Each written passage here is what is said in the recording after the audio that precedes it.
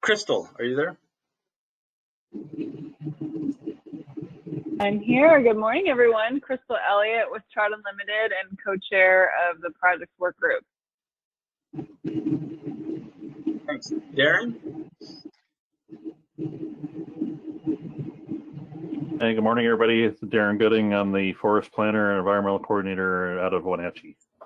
I see Robert. Robert George. Yes, I am here. I am the North Zone hydrologist for the Okanagan-Wenatchee Forest. Hans?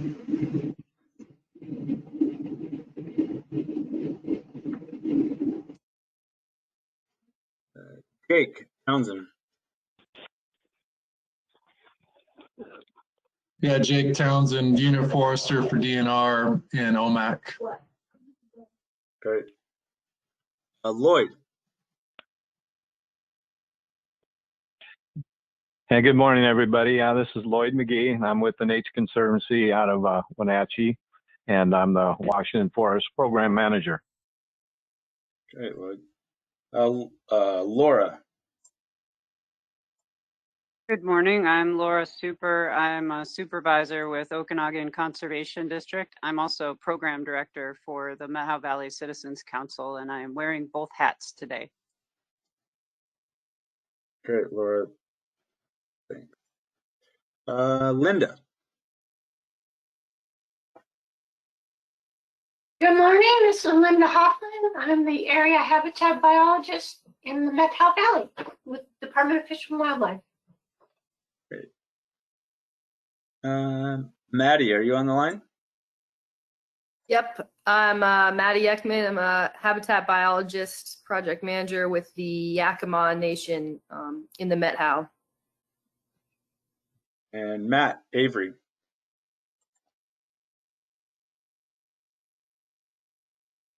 Good morning, everyone.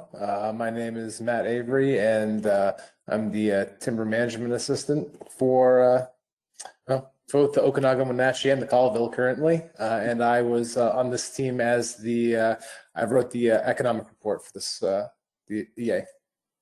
Great. Mike Anderson.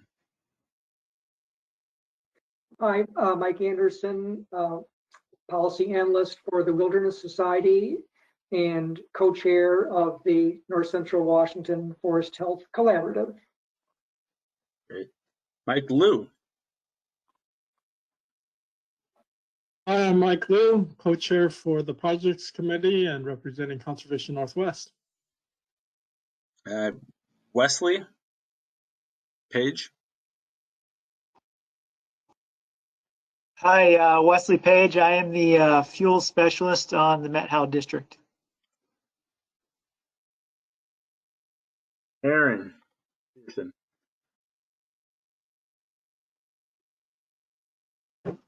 Good morning, everyone. I'm Erin Peterson. I'm the Methow Valley silviculturist as well as the Twisp Restoration Project team leader.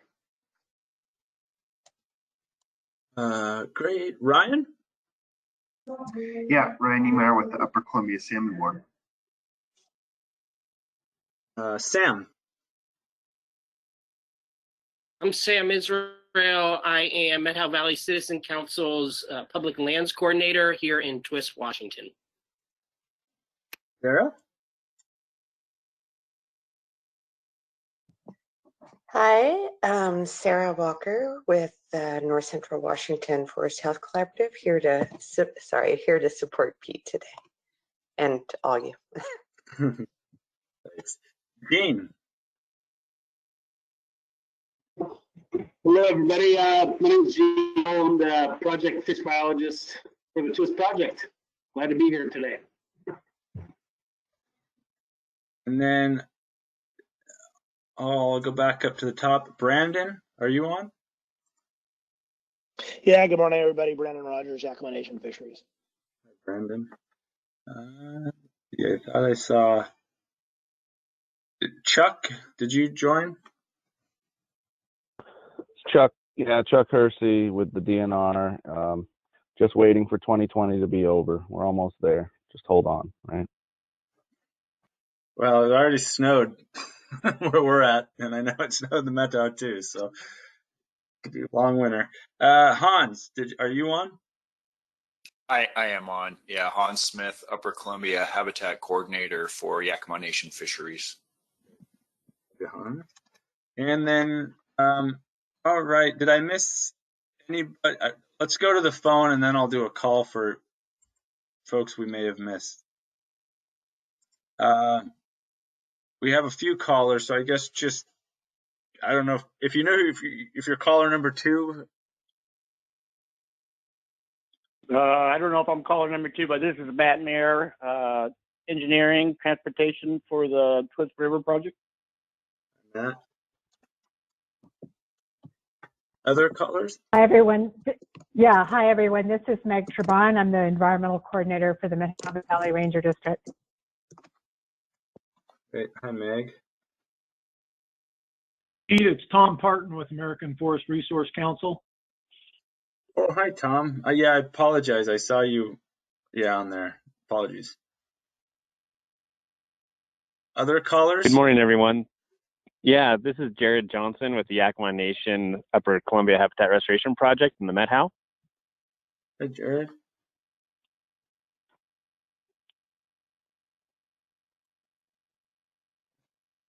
Did I get everybody? Has everybody introduced? This is Jasmine. I am the Executive Director of Meadow Valley Citizens Council here in Twisp, Washington. Hi, Jasmine. Welcome. And good morning, everybody. And thanks for hosting Chris Furr, the District Ranger here in the Meadow Valley. Great.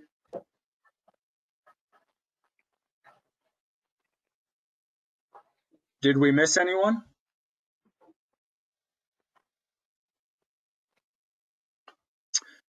Well, I suppose folks can introduce themselves as they wish if we missed them. So what I'll just ask folks, just keep themselves muted. Like I said, largely the first part of the meeting will have the Forest Service presenting various pieces of the project. I will let each Forest Service member who's going to talk about their different aspects of the projects decide if they want to take questions throughout or wait till the end to take questions. I mean, this part of the purpose of this meeting is to, engage and ask questions and talk and figure out ways we can support or some of the rationale that the Forest Service used, or just get a better understanding of the project as a whole. Mike or Crystal, did either of you want to say anything? Just want to really thank everyone for making the time to join today. I know that folks are busy, and it's kind of that crunch time of year, and so cutting a piece out of your day for this, and especially Forest Service folks, just really appreciate you guys all making the time here, and we're really looking forward to the discussion.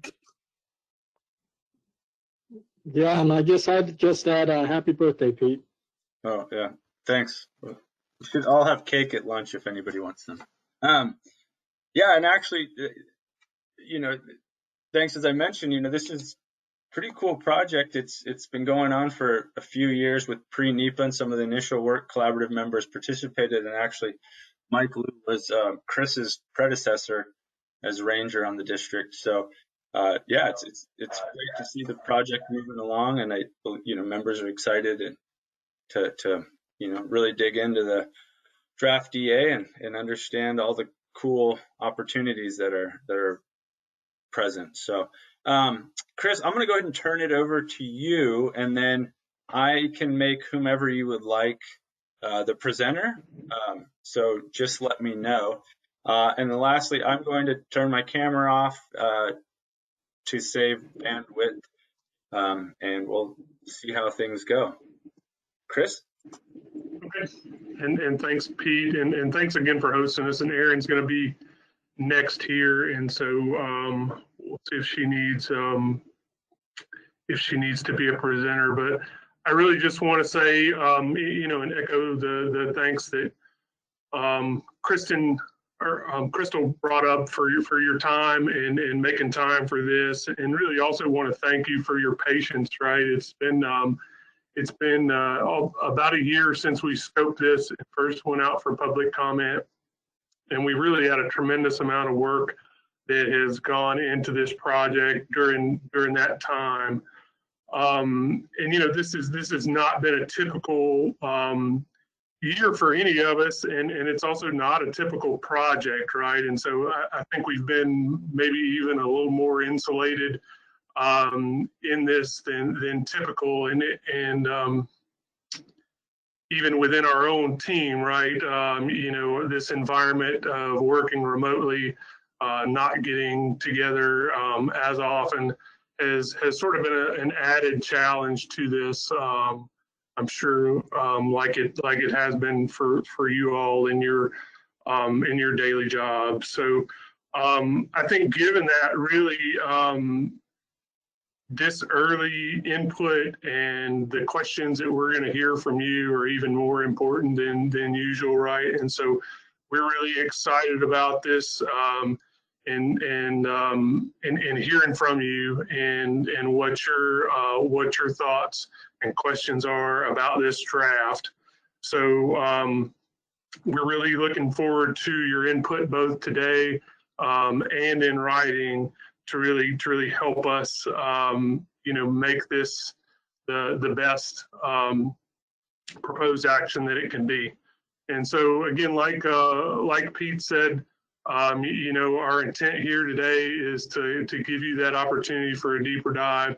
So we're going to have specialists walk around the map, talk about, you know, how they got there, whether it was through resource indicators or through EMDS, but how they've come up and how we've come up as a team with these proposed actions. And so give you some insight into there and then give you the opportunity for questions. And so with that, I'm gonna turn it over to Aaron, unless there are any questions for me. And I guess, Pete, you know, we did have, we are gonna have somebody driving GIS for us. And so as far as, you know, deeper dives for questions, if there's an opportunity to kind of hold those for when everybody gets done, and then kind of round robin on those questions. That's if that works for you all, but if not, you know, we're certainly it's your meeting. But thanks again, and I'll turn it over to Aaron.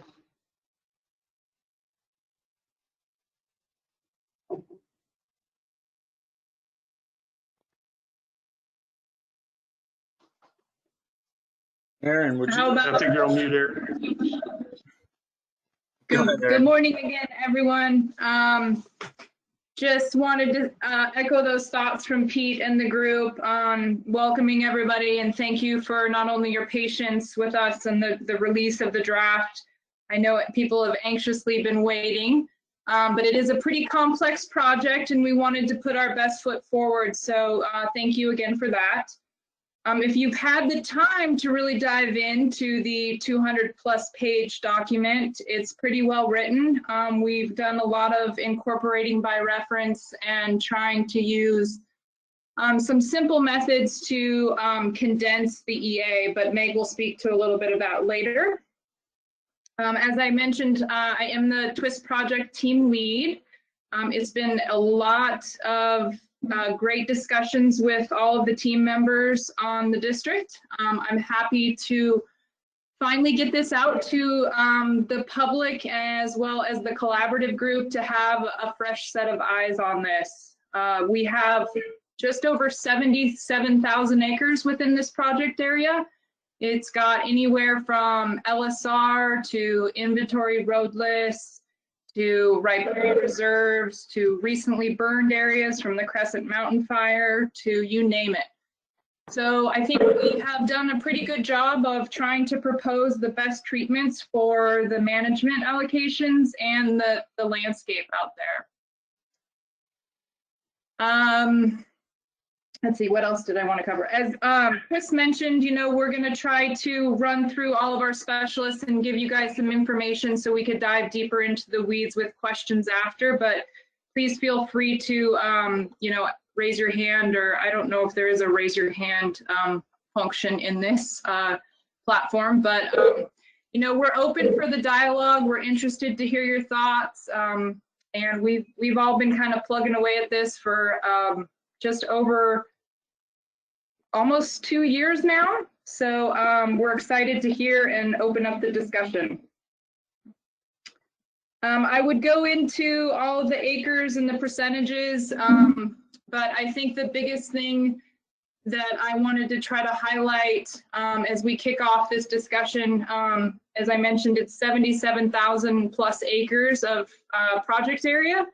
And we're proposing a large amount of treatment within those acreages. The way that I've seen this over the past, my experience with working with EAs and project is that we are taking a big gulp approach here, but we're gonna try to look at it from a phased implementation standpoint, where we have unique areas where we're going to provide, try to do the treatments within those phases, as well as, kind of move around the horn with the Twisp project.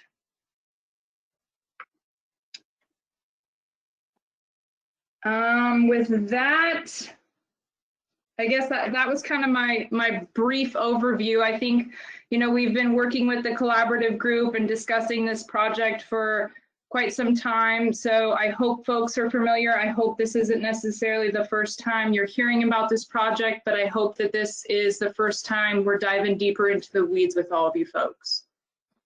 So with that being said, I'm gonna pass it over to Meg, and she can speak to a little bit of the NEPA process and some condition-based management and our expected timeline.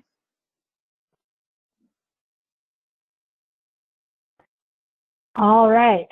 So the phase of the process that we're in for NEPA obviously is a comment period for the draft EA. That will extend. The comment period that's open right now closes November 21st. I think it's the Saturday after Thanksgiving. And then from there, we look at the comments that we got and determine how to address them, whether it's revising the proposed action or changing how it is that we're doing work. We expect to have a pretty robust response, so that'll definitely take us into January, especially given the winter holidays. There's a lot of folks that are going to be off for an extended period of time. Going into January for the next couple of months, then what I expect is that we'll be addressing those comments and revising the analysis and the proposed action as needed. And then we will likely have a final EA and a draft decision in May, and then go into the objection period and the objection response period, which is 90 days. And so that takes us to the end of August for a final decision.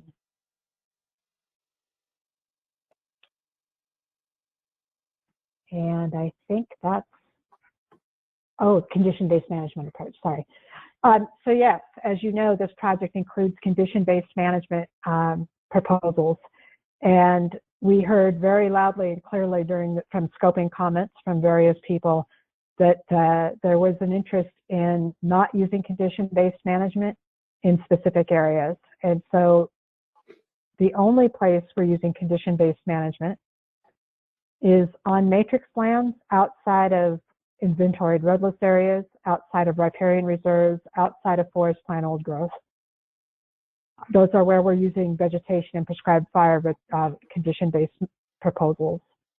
The other exception is along about 22 miles of stream reaches in Little Bridge, Poor Mound Creeks, and Twisp River, where we propose to do large wood placement for aquatic restoration. And Jean will talk more about that later. And then the other element of condition-based, of course, is hazard tree, danger tree abatement. That's not something that we can go out and map, but we have a very strict protocol that's outlined in Appendix A of the EA that details how those trees are identified and assessed. And that's part of our protocols per Forest Service manual for creating a safe work environment and a safe place for the public to recreate. Each one of our condition-based treatments has decision factors or decision criteria that are outlined in Chapter 2 and in Appendix A of the EA. And so prior to actually implementing any treatment, those decision criteria would be applied. And if the area fits those decision criteria, then there would be a determination to apply that treatment. So I hope that it gives you an overall view of it. Definitely, if you have any questions later, I'll be happy to address them. Hey, Meg, this is Pete. Thanks for that overview and timeline. Quick question on the decision matrix. You had sent that draft that I'm presenting now out to the group after our September meeting. Is that still accurate, that document that it was dated 9/23 in terms of those decision points for those condition-based NEPAs projects? Or did those change? It may or may not be. Okay. I don't have that document in front of me, so I would go by what's in the EA. Oh, okay. Yeah, you'd send it out sort of as a summary for the group, which actually, thank you so much for doing that. I think a lot of the collaborative members really appreciated sort of the high-level synopsis of everything. So thank you. But yeah, that was something that we had shared with the group. So it's referenced, but again, use the draft EA for folks. But thanks, Megs. You're welcome. All right, Aaron, I think back to you.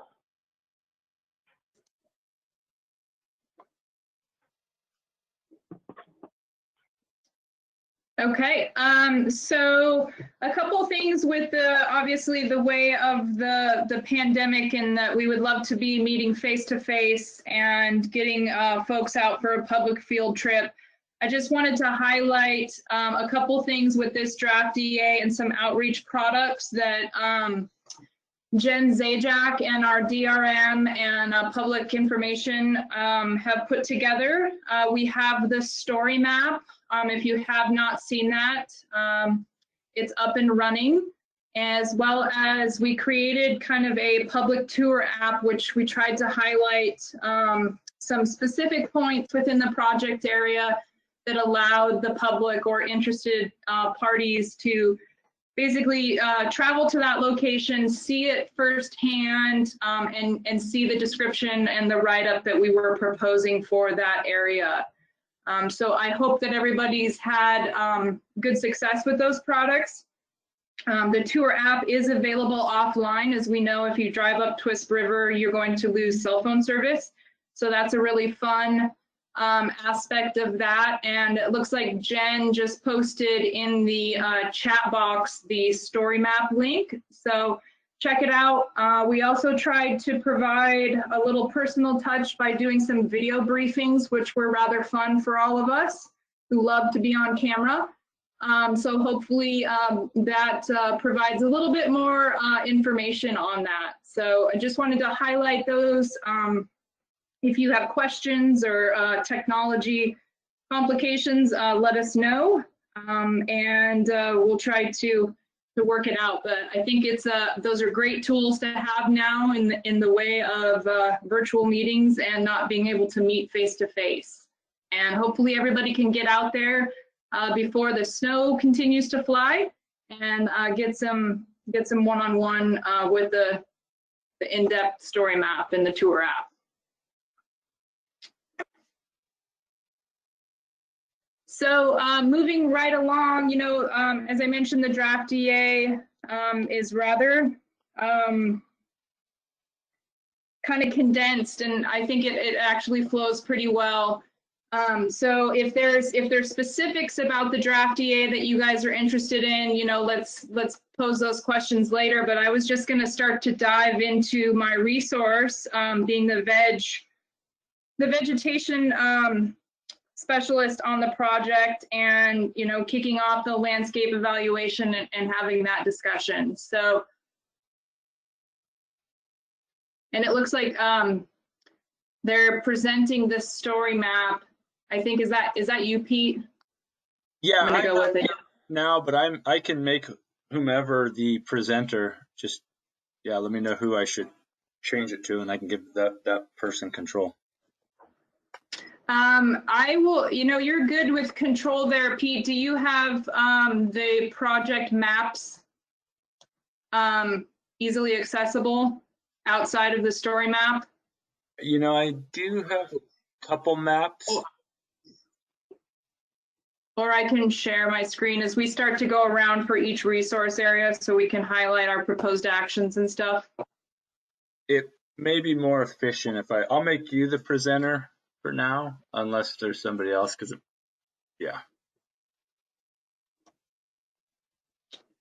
Okay, yeah, just let me present and I'll dive deeper into the veg.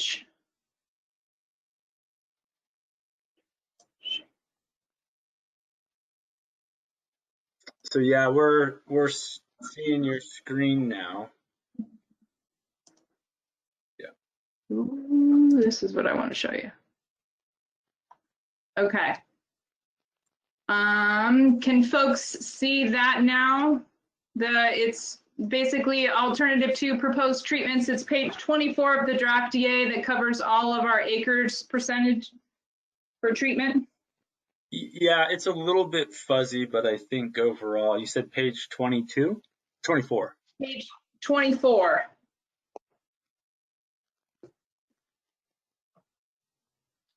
So I guess I just want to start diving into the veg side of things because obviously there's a lot of this is driven by vegetation. And if you can see on there, we're basically covering almost the entire project area that's accessible, going back to those decision criteria with either what's called an understory veg thinning or an overstory veg treatment. And we broke out all of the vegetation treatments based off of their management allocation. And as Meg mentioned, the complexity of being site specific in a lot of those areas, whether it be LSR or riparian reserve or IRA.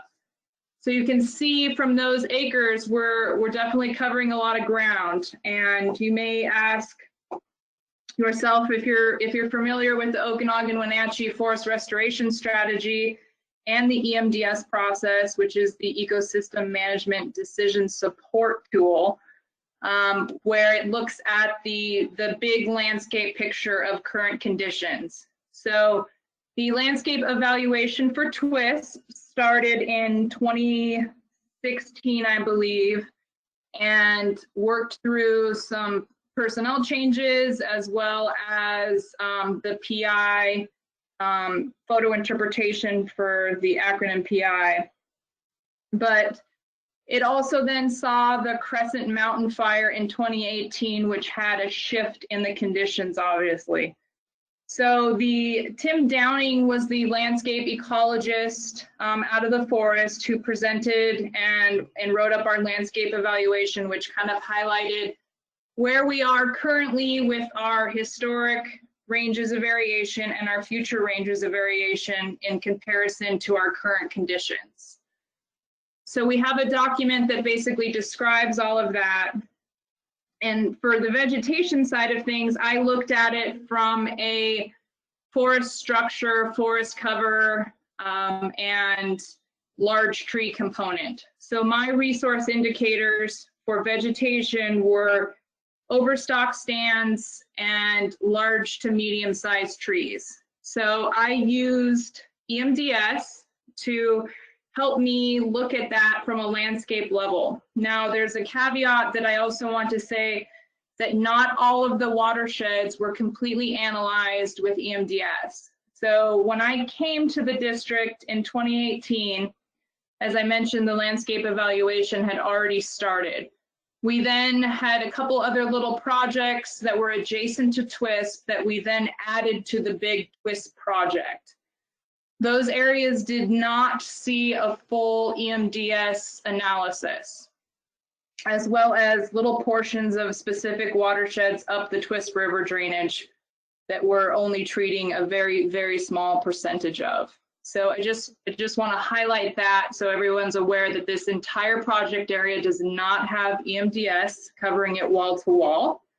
But I thought it was a pretty good start to looking at forest structure. So I used, as I mentioned, I used overstock stands, which I then attributed to forest structure such as young forest multi-story and stem exclusion closed canopy, and used those to kind of help determine where we needed to do treatment in order to move the needle, as some would say. So we have almost 50% of this project area is covered with young forest multi-story. So doing treatments within those young forest multi-story areas, it allows us to change the structure patterns over time. So those were some of the driving factors of why you see some large numbers for thinning treatments or overstory thinning treatments. And with the condition-based management approach, we looked at it from using those photo interpretation polygons and looking at those stands that were classified as young forest multi-story or a different structure category, and then kind of looked at it from the scale of where we could start to lump things together to make reasonable units rather than kind of piecemealing things together. For the most, obviously we know that the Crescent Mountain fire has impacted the landscape up the Twisp River corridor. So the DNR provided us, I would, correct me if I'm wrong, Chuck, a couple months ago, probably 2 or 3 months ago, some updated information on the ravage data, which is basal area loss. So we know that some of those conditions have changed since the landscape evaluation was conducted. So that's just another kind of heads up on that. But overall, I think having pretty much walked a lot of these acres, not necessarily all of them, you know, I think the proposal that we have from a veg standpoint fits what needs to happen across the landscape out there. So the combination of overstory thinning treatments and stand improvement treatments followed with prescribed fire will adjust our basically young forest multi-story to help improve large to medium-sized trees, which was my other resource indicator. The landscape evaluation talks about how a lot of that area used to be old forest multi-story, but due to numerous things, we're lacking in that type of structure across the project area. So I hope with our thinning treatments and our stand improvement and our prescribed fire treatments, we can increase the large to medium-sized trees across the project area, as well as basically protect and maintain the ones that are existing out there. Aaron? Mike? Yeah, go for it. Mike had a question. Mike, do you want to read your question? Yeah, I was just wondering about the overstory thin versus the understory thin, if there are some of those acres that overlap where you're doing both treatments on the same acres, or are they completely unique? So what you're seeing on the screen there, Mike, is the understory veg stand improvement alone does not overlap with the overstory treatments. So Okay. there is no overlap, but if you look at the overstory prescription write-up, we still are proposing to do treatments of some type of a stand improvement within that. So we're kind of putting it in the caveat that we're going to do an overstory treatment, but while we're in there treating the overstory, we're also going to be reducing the understory. So in a nutshell, we are covering the entire project area, but the acres that you see on the table there do not overlap. So what you're seeing there is basically 30,000 acres outside of harvest treatment that will only see small tree thinning or stand improvement thinning.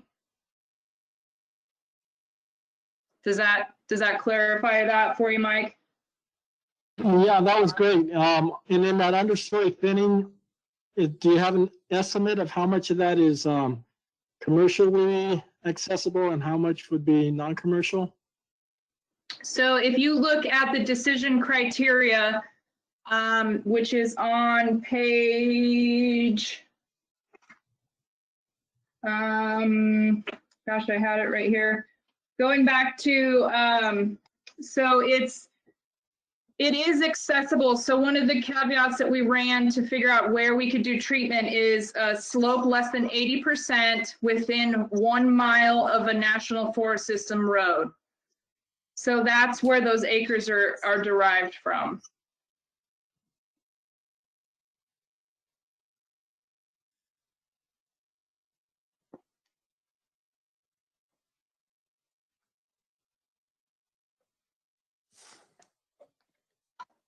And so that kind of covers my 2 resource indicators. As you can see in our reports, it dives deeper down into not only the prescriptions for each one of those veg treatments highlighted there. And if we get into further discussions about that at the end of everyone presenting, I would love to talk further about that. And I see Tom's question. There is no maximum diameter limit for the Okanagan Wenatchee. Okay, thank you very much, Aaron. I wasn't sure if we had a diameter limit in that part of the forest or not. Nope. I guess that just brings up the question. So when we're doing condition-based in the matrix thinning, we have set the diameter limit to 30 inches with the caveat that we're not going to be out there harvesting those larger trees first. All of these thinning treatments will be a thin from below, so removing the smallest trees first to promote the largest, healthiest trees. And in the matrix thinning, there is the caveat that trees 25 to 29.9 inches will only be removed if they have dwarf mistletoe greater or equal than 2, and they're impacting a larger, healthier tree within 30 to 40 feet. So it's not like we're out there trying to take all of the largest trees. So that then changes within the LSR. We've set the LSR diameter cap to 25 inches, as well as that large tree caveat that trees greater than 21 inches to 24.9 inches will only be removed if they are impacting larger, healthier trees and have dwarf mistletoe.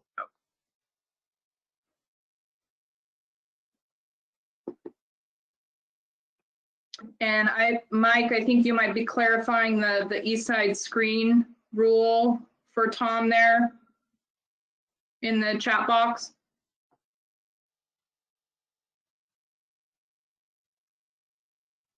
And then, so just another caveat to some specific management direction there. So IRA, so the inventoried roadless area, we have determined based off of the caveats in the bins that I've created for small, medium, and large trees, that small trees are less than 16 inches.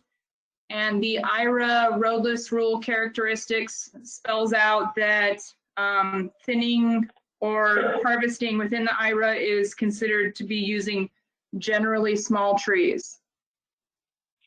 So in the IRA, we are only cutting up to 16 inches. And then there's the other, the regeneration harvest, which is up at the top of Poor Man Creek. That would fall into the matrix lands with that 30-inch diameter.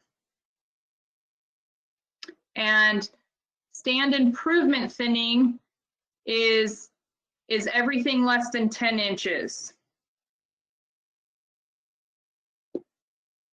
And that kind of falls in line with whether or not that material is of commercial value.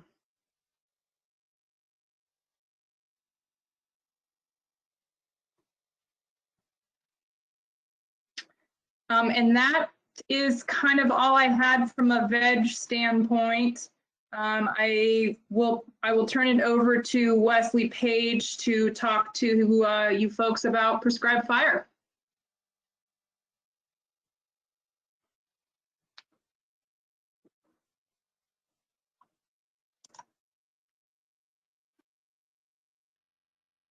Hi there. I guess, yeah, you want to scroll down there. That's probably good.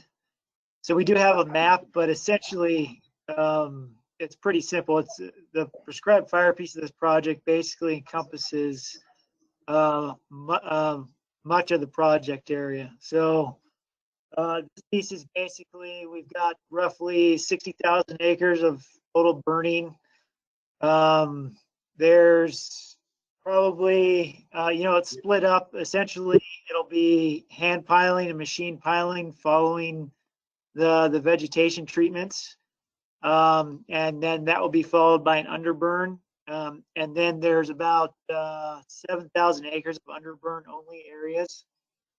So the majority of the project area is going to be, will follow the initial prescribed fire will be a pile burn, followed by an underburn later on. So that just clarify some locations, in fact, many locations will have up to 3 prescribed fire entries. So we'll have that pile burn, the follow-up underburn, and then I think what may be somewhat unique, I think this was done in the Mission project, but we're proposing maintenance burning as well. So that'll be the final treatment that we're proposing as a follow-up maintenance burn. So that will be the triggers for those are, so the pile burning will be triggered, the piling piece. In the EA, we've kind of described a couple of triggers, which would be based off of fuel loading after harvest / depth. So when those triggers are met, that will be the potential for either hand or machine piling. And then we'll follow that up. We'll burn those piles. And then the next condition for the underburning is essentially we've said whenever that site has passed its historic mean fire return interval.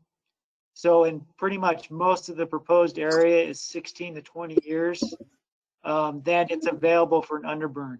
So, and then the maintenance burning would follow that again. So when that site has passed the historic mean fire return interval, it would be available for a maintenance burn. So the trigger is pretty simple, as we're looking at the last time that site burned, with the goal of, we're trying to restore natural process out there, which is, key part of ecological restoration is to make sure that this key process gets closer to its historical norm.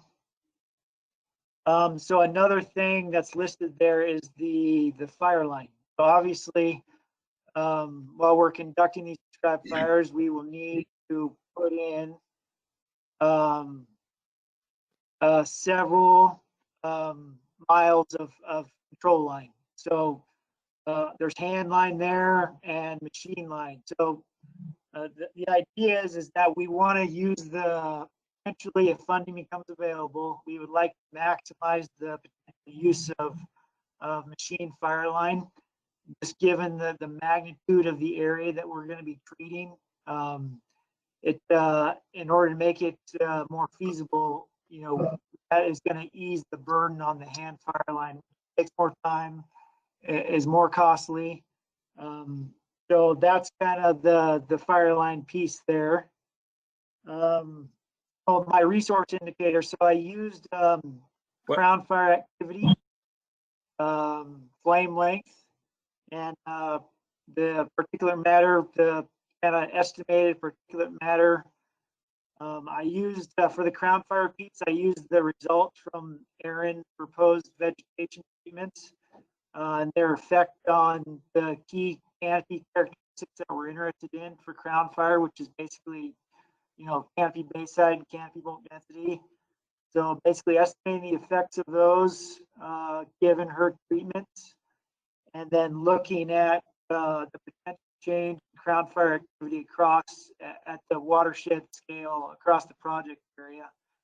And then the flame length resource indicator is more focused. So that's using more, the common modeling tools that we use today, and it's more focused around the WUI and within 600 feet of these designated key roads and ridge lines that we've identified that we would treat under our shaded fuel break fin.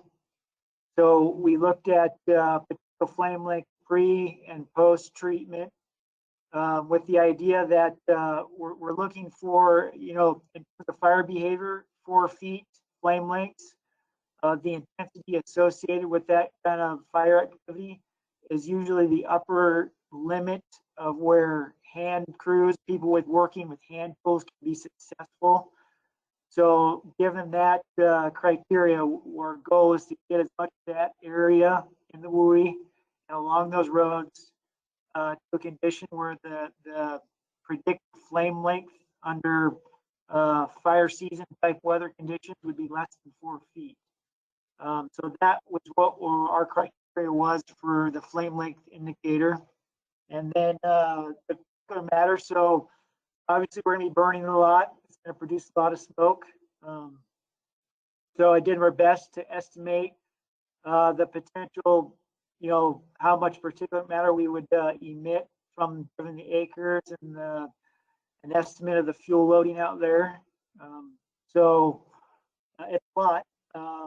But one key thing I guess I want to emphasize is the time frame over which this burning is going to occur. So we have several design criteria that limit the amount that can occur in any given year. And we anticipate that the prescribed fire piece list will occur over the full length of the project. So 20, 30 years will still be burning in the project area. So it covers quite a long period of time. So yeah, I guess just keep that in mind when you're looking at these numbers. Wesley? So yeah, go ahead. Oh, sorry, this is Pete. I just had a clarifying question. I'm just trying to jot down a few notes. When you say machine fire line, are you talking like dozers, or is there other machinery or equipment that you would use for that? I think it would be primarily dozer, but there, in some cases an excavator, with that bucket could be pretty effective. But I think in most cases it'll be a dozer. Great, thanks. And then, Hey, Pete, oh, go ahead. I was going to say, and then Mike Liu had a question about MTNC. Mike?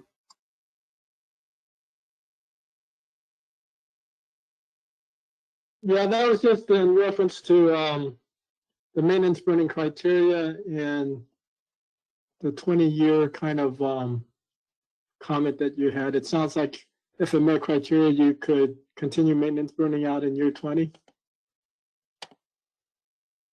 Yeah, so it depends. So it would be specific to an individual site. So depending on when that site last burned, we would look at the potential for a maintenance burn, within that next, 16 to 20 year period.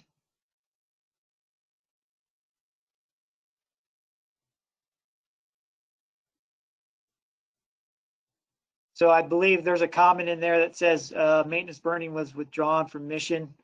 I guess I didn't, so I'm new here on the district, but that might be the case. So in that case, the maintenance burning would be a unique feature of this project. And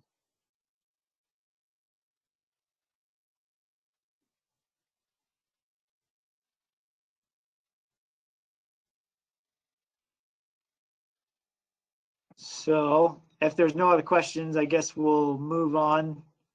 Aaron, do you know who's up next? Yeah, we're gonna kick it over to aquatics, and that would be Mr. Gene Scholl. All right. Okay. Let's see if I can get my camera working here. And I don't know if you guys can see me. Maybe, hopefully my room's not too dark here. So should I, just a question, should I take over to zoom around, or should I just kind of just talk about stuff without showing the screen? Gene, this is Pete. If you want, I can make you presenter. Should be. Sure. Why don't you? Let's try that. Okay. You might just need to hold on just a second. So yeah, you should just be able to accept and then share your screen or the wherever you want to. Okay. There. Okay. Hold on one second. Okay. It's all right.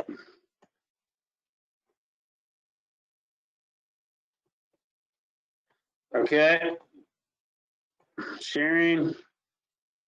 Let me know when you can see a map. Yep, got it up. Thanks, Gene. Okay, cool. All right. Aquatic resources. Well, so probably everybody knows, but so the project area boundary covers almost the entire Twisp River watershed. I'm sorry, my map probably doesn't show that very well. Let me see if I can throw something on here. So it covers most of the Twisp River watershed, excluding Buttermilk, and then it covers the lower portion of the Wolf Creek drainage to the north, and then a little bit of Booth Canyon, which is around McClure Mountain.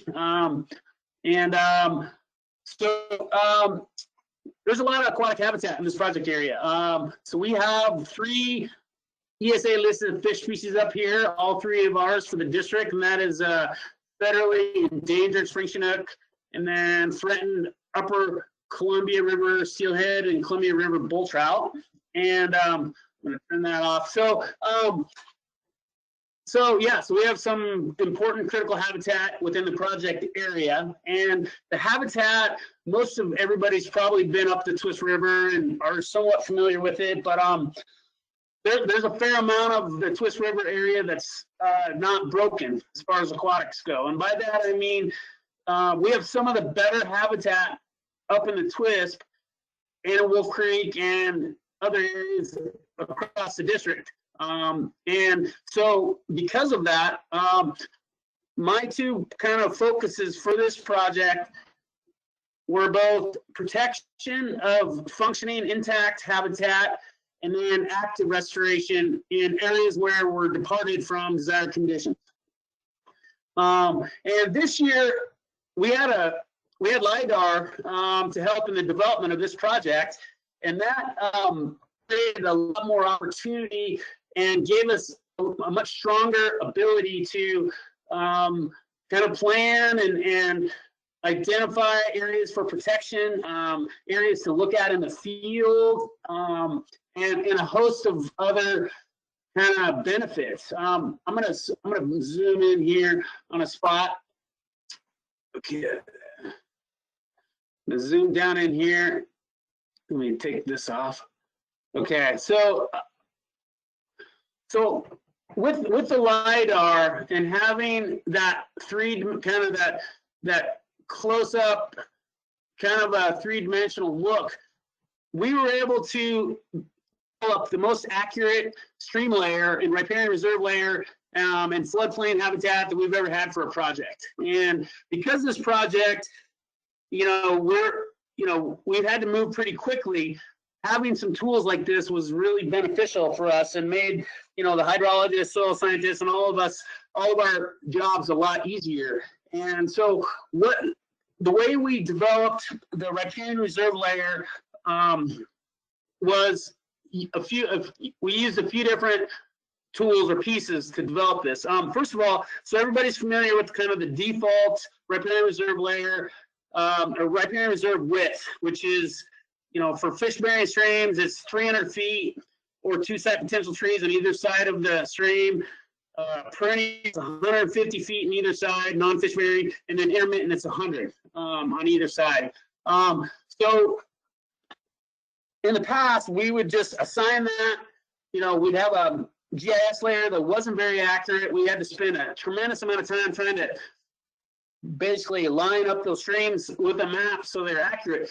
So with LiDAR, we had the ability, our GIS folks were able to run a model and actually put the stream channel in GIS on the actual spot through LiDAR so that we had an accurate location of where the stream was. And what that does is it allows us to actually, we can then go out and identify in the field, if it's perennial or intermittent or ephemeral or fish bearing or not, although we know most of that information. But and then we're able to develop an accurate riparian reserve layer that other folks like vegetation, fuels, other groups can go out and use when we lay out units and identify boundaries and stuff. So that was a really amazing tool that we had this time. And so I'm gonna bring up the riparian reserve layer. Okay, so okay, first of all, I'm gonna back up here. Okay. So I want to talk a little bit about how, the Crescent Mountain fire. Okay. So as everybody knows, we had the Crescent Mountain fire that burned a big chunk of the Twisp River watershed in 2018, and that had a fairly good impact on our project. And for aquatics, we really look closely at the riparian reserve areas that were burned, the severity of burn to riparian vegetation, what the impacts were to sediment, wood recruitment, and stuff like that. So, so one thing, the Twisp River watershed has, it's a glacially carved valley up there, and so it has a lot of alluvial fans on it, and a bunch of these fans on that south side of the river here, these fans, they had some areas above with some moderate and a little bit of high burn severity up there that then turned these alluvial fans into potentially more active fans for a period of time. So one of the things that we wanted to really look at was, what's the potential for an alluvial fan that maybe hasn't been activated for, a couple hundred years to become activated after the fire? And if it is activated, where is this material going to move to on the alluvial fan? Where's the zone of instability? So, we use some of the data from the bear reports and the bear effort, and then we identified using LiDAR. So we identified these areas. I'm going to pull that off. We identified these. Okay, I'm going to zoom in here. Bear with me. So we identified these zones where the alluvial fan. Okay, so this is, I'll just use this as an example. So this is War Creek here, and the area, a good portion of Wolf Creek, or War Creek, excuse me, was burned up in the upper part of the watershed, and so it basically puts this zone down here at risk. And through LiDAR, we were able to map out kind of these potential flow zones, flow paths at a post-fire debris flow. So, that's another way that we looked at zones to, where we need to have more protection or where we're okay to have some more treatment. So that's another tool that we use to help develop our riparian reserve layer. And then we also brought in, Luke can talk about this or Lance, but we also have an aquatic soil layer that we brought in, and that was out there that we factored in with our riparian reserve layer as well. So this is one area along the bottom of the Twisp River area here. So we had that, plus we had the ability to look at to look at, high water side channels and, at what point do we go from, floodplain habitat to starting to get into the uplands? And so this LiDAR allowed us to go out and identify areas that we could look at on the ground, and basically develop what we consider a fairly accurate repair reserve layer that then we can all use for developing our proposals. So LiDAR we really appreciated having that tool this summer or last summer, and we look forward to using that in the future. So that's one tool we have. So once we went out and identified the repair reserve layer, then we started thinking about other areas that are important for protection.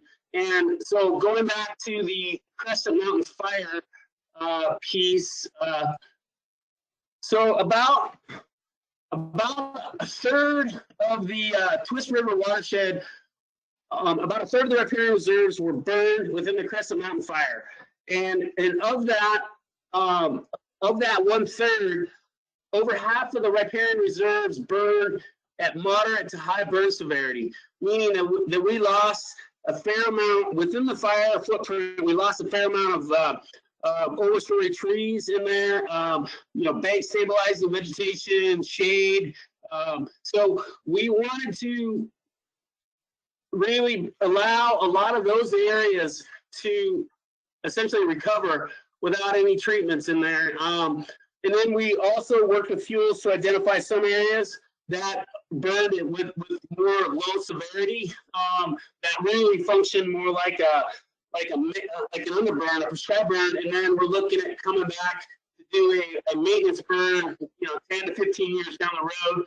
And that area is kind of in the southeast portion of the fire area. But going up valley, basically up above War Creek, most of the riparian reserves up there burned at moderate to high severity for the vegetation, and we're looking to protect those and allow them to recover on their own. And then the other pieces for protection were essentially staying out of, for the most part, of the floodplain of the Twisp River, and there's a little bit around Little Bridge Creek. And then also, much of this project area has pretty low fine sediment. The Twisp River is one of them. Although with the fire, we're expecting a period of time when there's potential increase due to post-fire flooding. We've only had a little bit, so it's hard to predict. But you look at statistically, there's a high probability that we could have a blowout, post-fire, as we all know. So, but currently the fines are pretty low in there. So just not having a substantial increase in fine sediment out there was a focus. So taking measures to do that, and protecting shade and winter treatment in areas where they are functioning properly.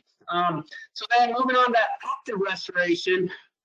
So we have a few areas that we're actively looking to go in and improve habitat. The main one is increasing habitat complexity within a few areas. I'm going to pull this layer up here. So we're looking at adding large wood to a big chunk of the Twisp River, Little Bridge Creek, and Poorman Creek. And so we're partnering with the Yakima Nation and the Confederated Tribes of the Caldwell Reservation to go in and bring the wood loading up to or close to what is the current desired wood loading for streams and rivers on the east slopes of the Cascades. Past wood loading targets for eastern slopes of Cascades were down to like 20, 30 pieces per mile, and they way underestimated what is actually, if you look at natural systems. There's a paper that was done about a little over 10 years ago that did a really good job of looking at natural system streams and rivers and wood loading, and they basically came out and said, you guys are way underestimating wood loading, and we've done that for the Twisp in the past. So we're coming in and we're putting a lot of wood into the Twisp River in Little Bridge Creek and to a small degree into Poorman Creek. And the reason why is because if you look at the habitat data out there for the Twisp River, even though the habitat looks really good, it is substantially low in wood, in-stream wood, in pool frequencies. Deep pools are rare out there. Actual spawning habitat, if you walk the river, you'll notice that most of the gravel bars that have spawning gravel are high and dry when they're needed for Chinook to spawn in the summer. So the river essentially is void of wood in a lot of areas, and so the water just rips through there. So we want to come in and we want to bring up the wood loading to a level that's real close to our desired level. You know, and this is all kind of a, you know, we're trying to basically bridge a time gap here until at some point in the future, you know, our riparian reserves will develop enough to supply their own natural wood supply. So we're going to put between small diameter, you know, 6-inch diameter up to larger key logs. We're going to put in several thousand pieces of wood in here. And the goal, the hope is to create a lot more pool habitat, create a lot more accessible spawning habitat. Other benefits that we are looking at is to reconnect the Twisp River with its floodplain. There's several areas out there where the river has downcut because of a lack of wood in there, and so we're looking to create roughness, trap gravel, grade the stream bed in some areas that we can hopefully reconnect and allow this river to kind of spread out, dissipate some of its energy, you know, maybe reactivate some side channels. So this is a new kind of another new piece that we're looking at is really trying to provide more wood for in-stream work on this project. So we have a unit proposed up in the Little Bridge Creek area. Let me see if I can bring this thing up here. That we have a designated unit that we are going to tip some trees over. So this unit right here, this is I think that's Dry Creek right there. So this is and this is the first stream crossing up Little Bridge. So this whole unit up here, we're proposing to tip trees over to get whole trees with root rods that both the Yakima and the Caldwell tribes can use to put into Little Bridge Creek, and then potentially take some up into the upper Twisp. And it's kind of a new piece for us. In the past, we've just kind of incidentally supplied wood, but now we're really trying to step up and provide more from on site, because, you know, we have the wood, we can meet our silvicultural prescriptions, because that's what's driving the number of trees and the species that we're taking. So we're excited about that, and, you know, we're kind of, you know, it's work in progress. We're learning, and hopefully we'll do more of that in the future too. So so that's the wood piece. Another thing we're looking at is restoring fish passage at artificial fish barriers in the project area. I'm going to bring up another layer. So these pink fish are artificial berries. They're culvert berries that are out there. So our district has been working towards restoring fish passage at road culverts for several years, and we're kind of getting towards the bottom of the barrel as far as habitat. And these culverts represent that.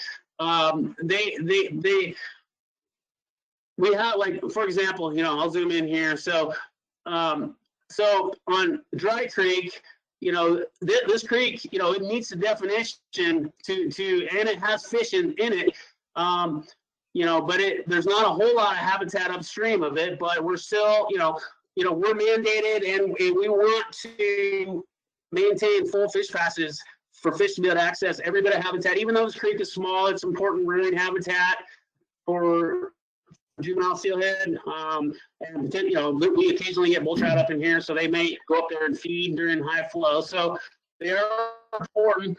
But so we have 9 pipes that are identified through a partnership with Cascade Fisheries. So those guys came out and inventoried all the artificial fish barriers across the whole district, and we had them focus on the Twisp area first, so that we could get the data for these spots and include them in the Twisp project area. So This doesn't reflect all of them. There's a couple of them that are not in here, but we just kind of had to pick some quickly. So there could be some future work in a couple other spots out there. And then I think the last piece I want to talk about is roads and campground. I'm not going to zoom in there because there's not much to look at, but the Upper Twisp River is where we have one of our most important local bull trout spawning population up there, and the roads and campground is right in the heart of that spawning area, and we've had reds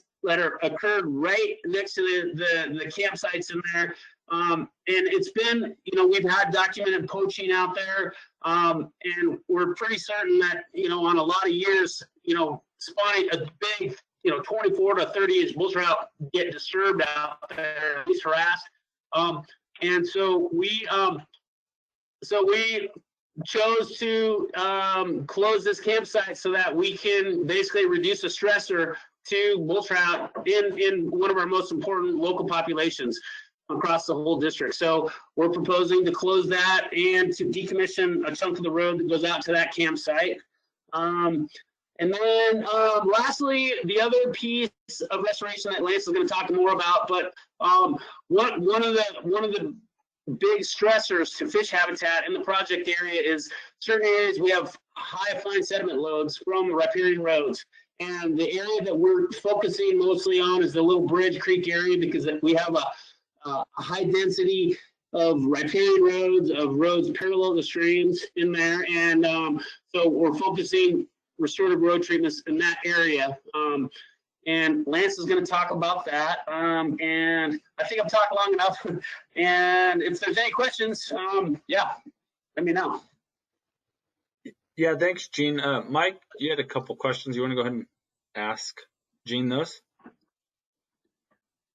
Yeah, Jen, you can probably see it in your chat. I just asked if you thought the recruitment from the fires that burned in the riparian reserves and Little Bridge and south side of Twisp were inadequate to meet the large wood need. Yeah, so that's a good question. So we looked pretty closely at that, and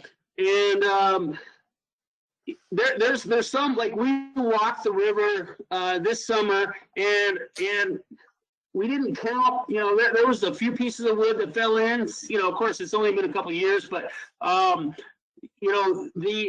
far as Little Bridge Creek goes, looking back at the I think it's the 2015 Little Bridge Creek fire, there's a zone along that creek that will provide some wood there.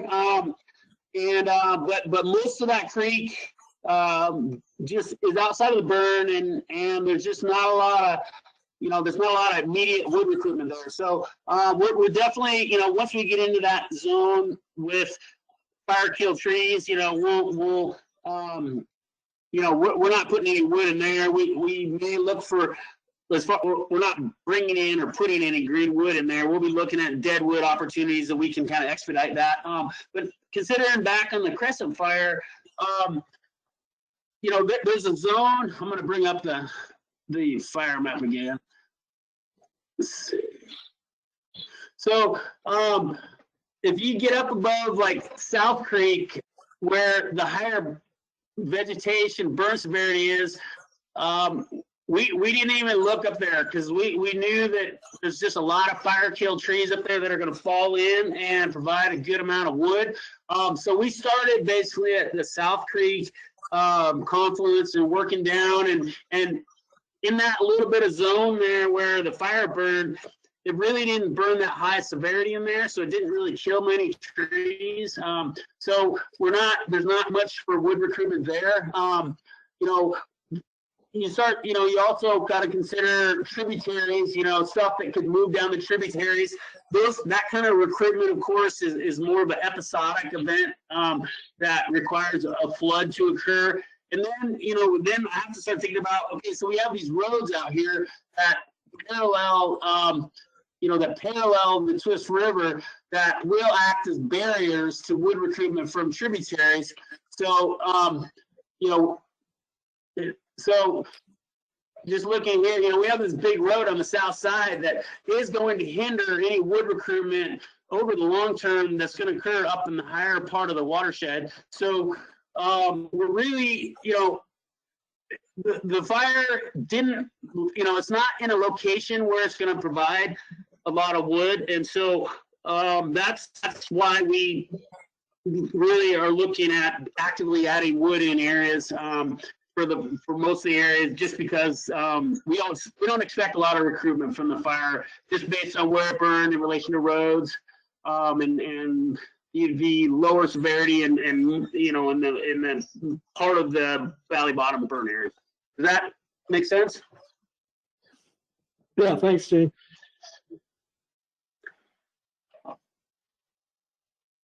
Hey, Gene and Pete, I do have one question, if that's all right. Yeah, go ahead.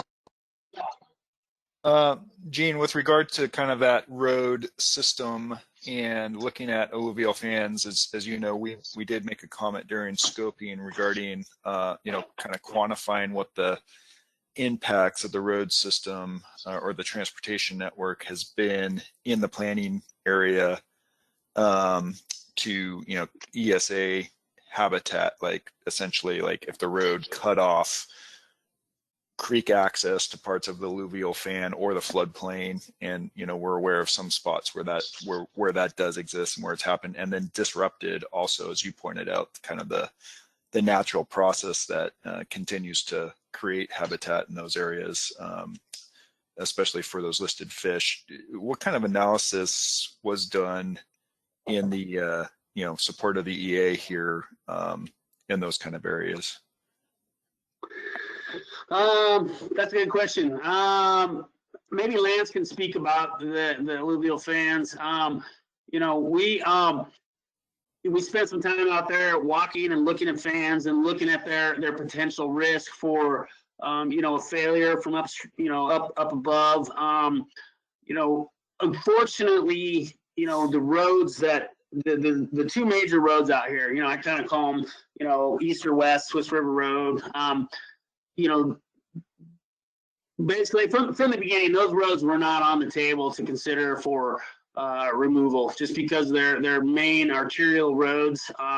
And so we kind of, that was just kind of an accepted sideboard for this project, that those things were going to stay here. Most of these creeks in here have natural barriers just upstream of the road crossings. The exceptions are like South Creek and North Creek. Actually, South Creek, I take it back. South Creek does have one. But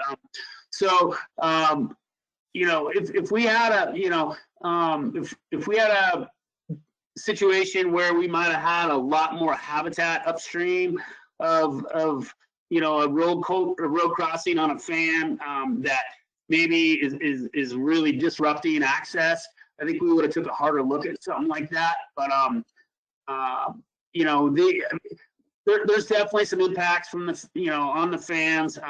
We understand that roads, they fill in alluvial fan and side channels and stuff like that.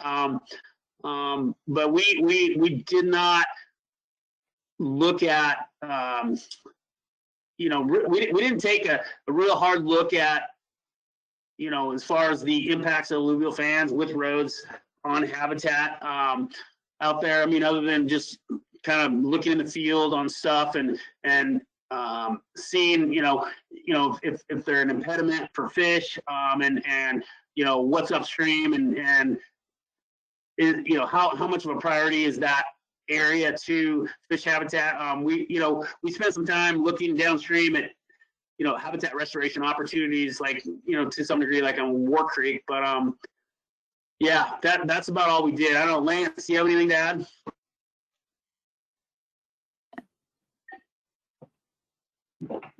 Hello, everybody. I think Gene kind of covered it. We did have a lot of design criteria for no new road building in alluvial fans, and we have a lot of design criteria limiting harvest on some of the alluvial fans that burned or showing active migration of channels. But like Gene was touching on, the roads themselves that probably are having the biggest impact are those two main arterials. So yeah.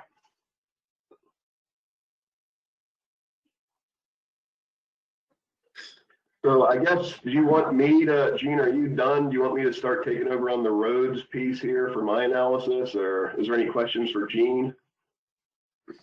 Yeah, are there any other questions right now? I can answer more later, but are there any other fisheries questions?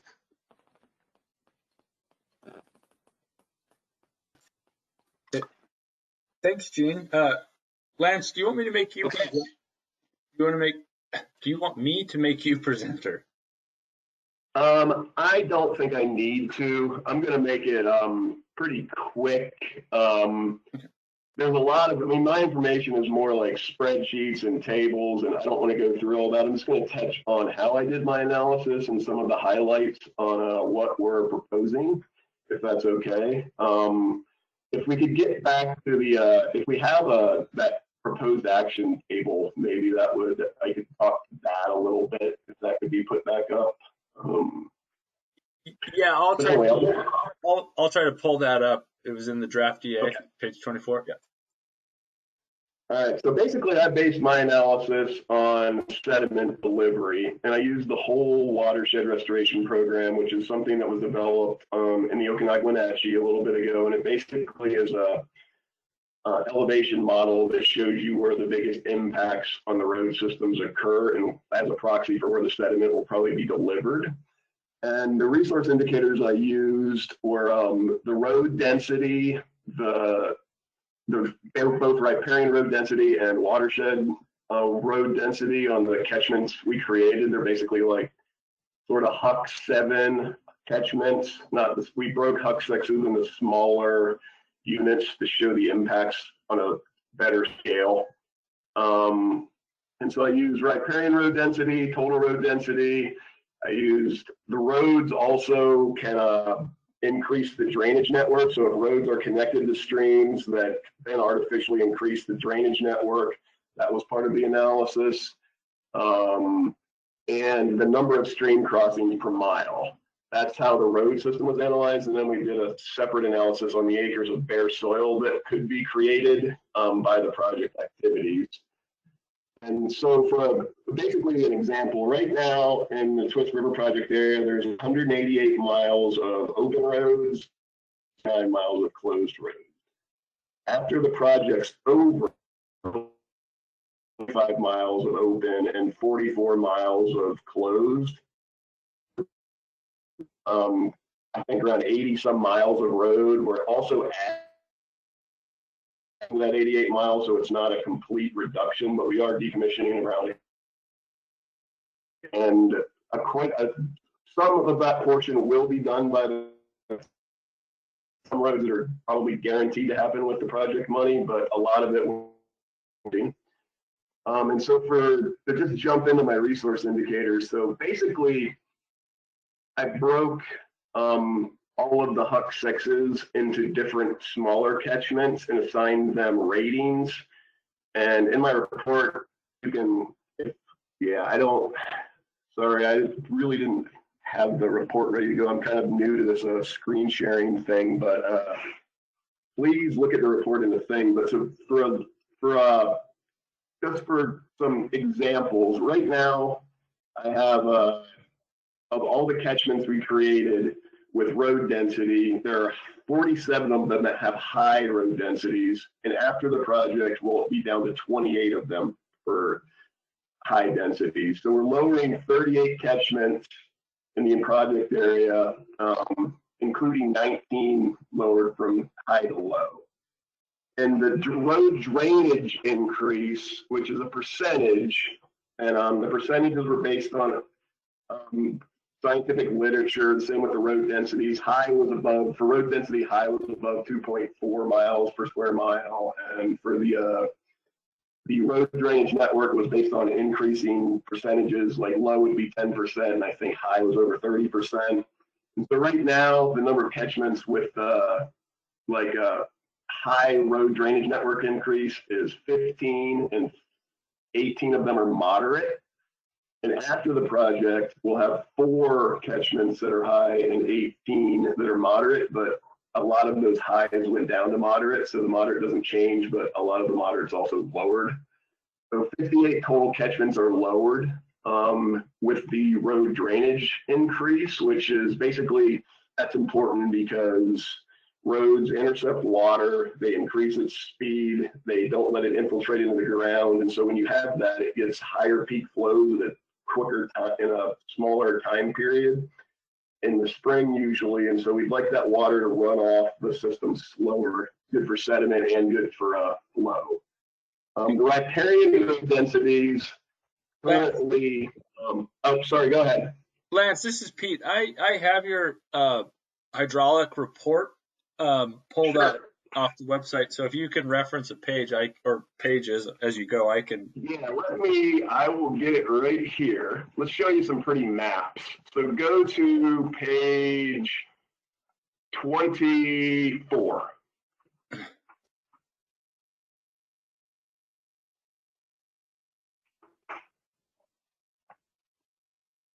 Okay. Okay, I've got it up.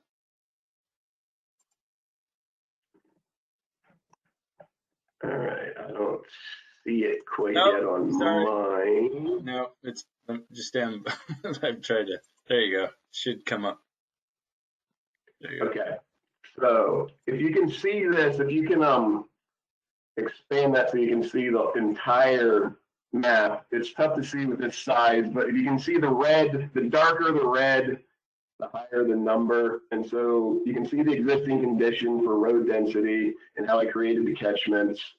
And if you go down below that one on the same page, that's existing. And then if everything is done, you can see how most of them, a lot of them have lowered, and especially the ones that were extreme, even like some of the really dark red changed to red. So it's still an improvement, although it still may be high. We're moving in the right direction at least. The next one, if you go down to that one, let me see what that one shows. I'm sorry, the next page, Pete. So this one would be the road drainage network increase. And you can see the parameters I use for the colors there in the legend. And so that's existing condition in that map. And if you go slightly down, that will be post-project, improving many of the drainages, a large percentage of them. And the next one will be, let me get back to my numbers here quick so I can talk.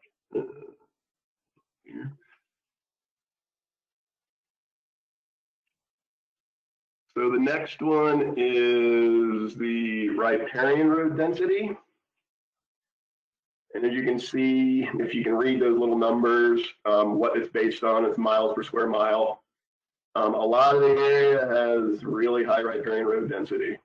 In post-project, we are lowering 54 of them, including 11 lowered from high to moderate or low. The next little diagram shows stream crossings. And you can see that. So that's the existing condition. And the stream crossings are how many per mile. And so post-project, so right now there's 19 catchments with high and 44 with moderate.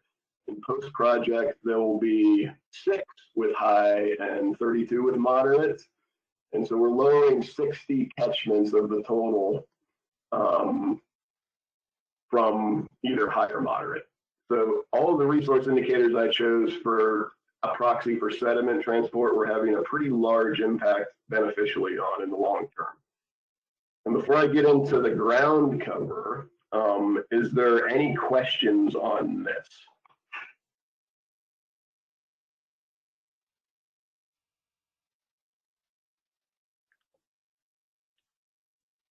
All right. And so the other aspect I did for sediment transport is the acres of bare soil that are going to be created by this project. And that is basically based upon, I used Luke Ceresis, the soil scientist methodology, but basically we have a percentage of prescribed burn, like 2 to 3% of that we consider will be high, just as a conservative estimate. We have the number of temporary roads that are going to be created we know their width and mileage, create acres that way. And just the pile burning and skid trails and all of the ways that soil can become bare from harvest activities and burning activities and road construction. It's a highly conservative estimate. It's basically around 5 to 6% of the project area, but like so around 4,400 acres of possible bare ground. But that is over the entire implementation of the project. So by the time some of that bare ground that was created in the first year, it will already have grown back in vegetation by the time you're getting out on the next sale. I believe there's going to be 5 sales. So by the time you get to sale 2 or 3, the bare soil and the other ones should have already been revegetated. And also the design criteria we have with riparian buffers should really minimize the amount of sediment transport. And if there's any questions on the ground cover, I can meet them as well. But that's pretty much how I base my report on is sediment transportation. I did not, water stream temperature was not analyzed because we're really not impacting stream shade. It's been talked about. We're not, all of the treatments are designed so we're not lowering stream shading. And solar radiation is the most direct driver of stream temperature in the most part.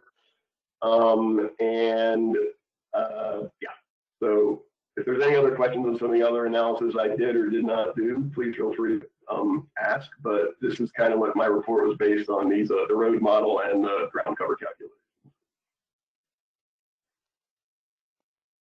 Thanks, Lance. And with that, if there's no questions, I think I can move on. But yeah, any questions for Lance? Yeah, Lance, none of the riparian thinning will impact shade on the rivers. Is that right? I'm sorry, I didn't quite catch all of that. Can you repeat it? The riparian reserve thinning, none of those activities will impact shade. Is that what I understand you just said? Yeah, that is correct. The riparian treatments have a no treatment buffer, most purely for other reasons as well, but stream shade was one of the direct drivers of why we're not treating up to the stream. And we are dropping trees for the fish, to add to the fish structures and to just add more trees that are close by into the stream. But we're only picking trees that will not impact stream shading. So if there's 10 trees and they're all the same height and size, we may drop 2 of them so as not to impact canopy cover. So that's why it was not analyzed further.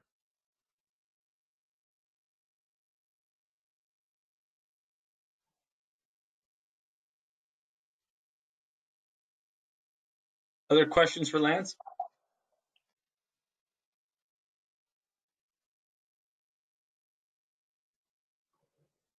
Great. Sounds like you're off the hook for the time being, Lance. Aaron, are you? Aaron or Chris, or do we have other specialists, or who's left? Yeah, so we're going to move to transportation with Matt.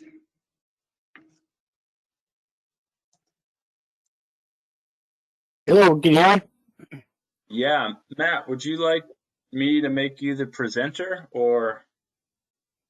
I don't really have anything to present. I mean, okay. When we obviously when we did the TAP, we have our ratings that the resource specialist acknowledges based on their resource if it's either high, medium, or low.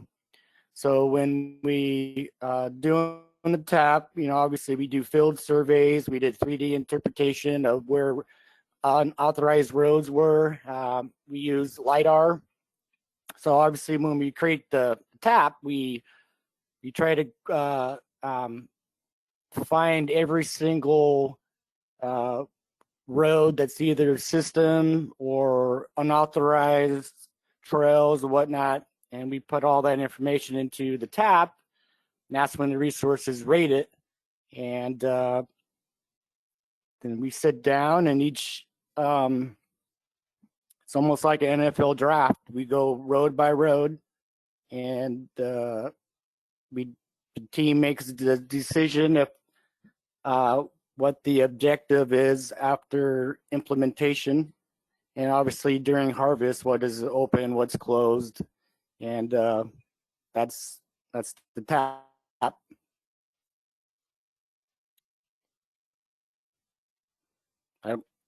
I don't have really. Do you have any questions? I mean,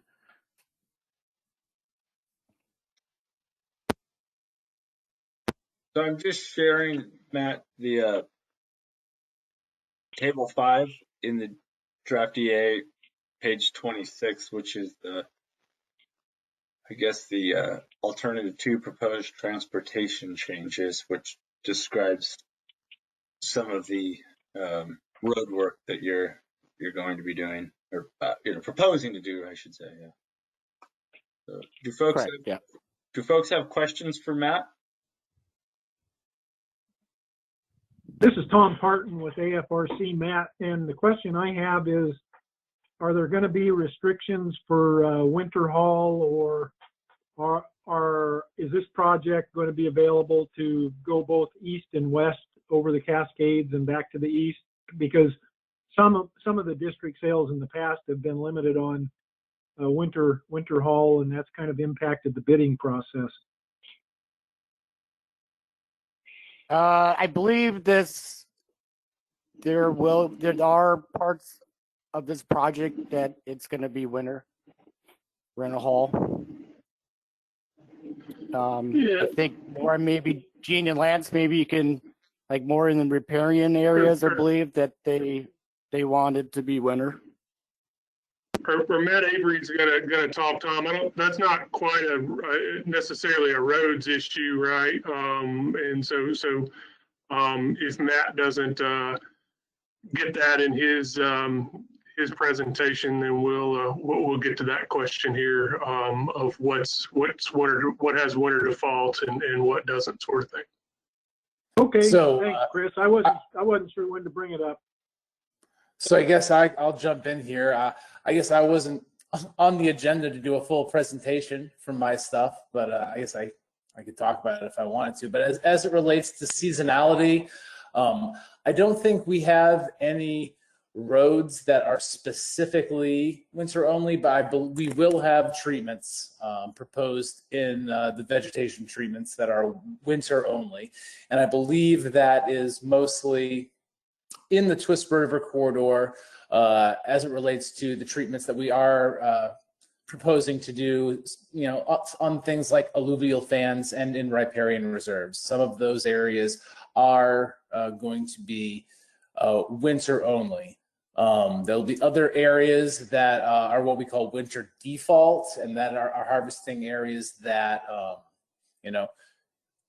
we will say either they have to be harvested in winter, or the purchaser will have to present a plan to mimic winter conditions. I think most people are basically familiar with that sort of thing that has been done, I believe, on the Mount Hull project. And then, also in the Twisp River corridor, there are some roads that I believe we had to do a forest plan amendment on as it relates to plowing, because both sides of the river, I believe, are groomed cross-country ski and or snowmobile routes. So that's how seasonality of harvest relates to roads specifically.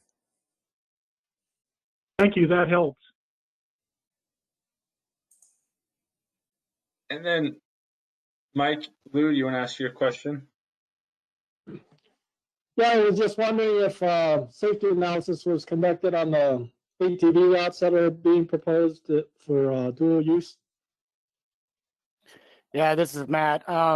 Yeah, we are working to have that mixed use analysis done. Unfortunately, the only one we had qualified on our force is Marge Hutchinson, and she's taken a position over onto the Olympic National Forest. So we're working with the region to have somebody qualified to do that. So that's in the works.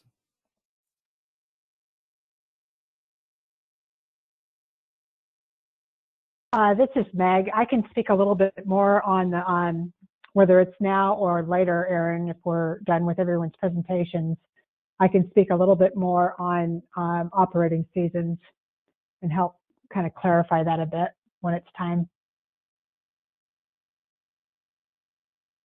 You know, Yeah, go for it, Meg. So as Matt Avery was talking about, we actually are, all we have is winter default. We don't have any strict winter required operating seasons. And so he described the situation where, to protect soil resources, the default operating season in some areas would be winter, unless a purchaser can provide a method of achieving the same protection that's backed by peer-reviewed or documentation of monitoring. So it's a very well-supported thing, and that would be reviewed by our staff to determine whether or not it meets the requirements in this particular drainage. It's not like what fits in another project would necessarily fit in this project, because this project has much different concerns, say, than Mount Hall, for example. In other locations, we would not be doing winter harvest.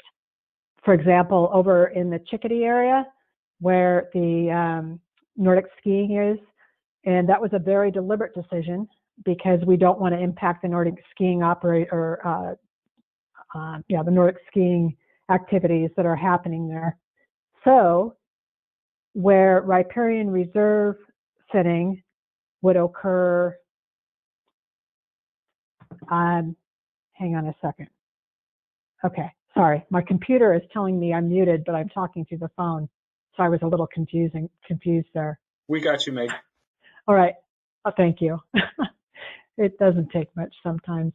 So riparian reserve harvest over in that part of the project area, obviously it can't be done winter default, so it must only be done by a suitable method that achieves the same level of protection that our staff clears for achieving those goals.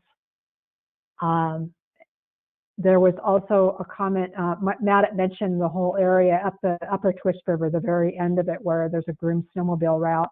And to clarify that a little bit, we're allowed to groom one side of the river, or excuse me, plow one side of the river or another on any given year. And so the amendment that we are seeking as part of this project would allow us to plow both sides of the river in any given year. There are some riparian reserve thinning acres up there, but there's also a substantial amount of other commercial thinning proposed in that neck of the woods. So if the purchaser decided to do a winter operation there, they would be able to do that in a manner that was efficient and economical, without worrying about having only one side of the river plowed versus the other in any winter. And anyone else on the team jump in, but I think that kind of captures the different sort of operating season concerns that we have.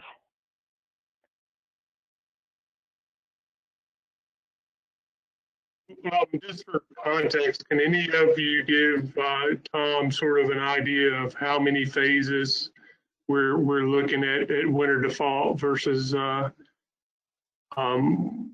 versus not?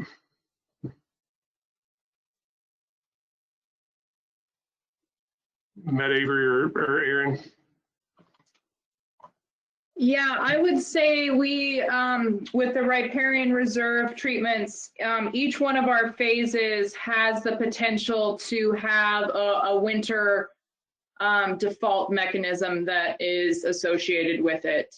Except, well, even in the one up there by Chickadee, there's some riparian reserve area that's outside the Chickadee trail system.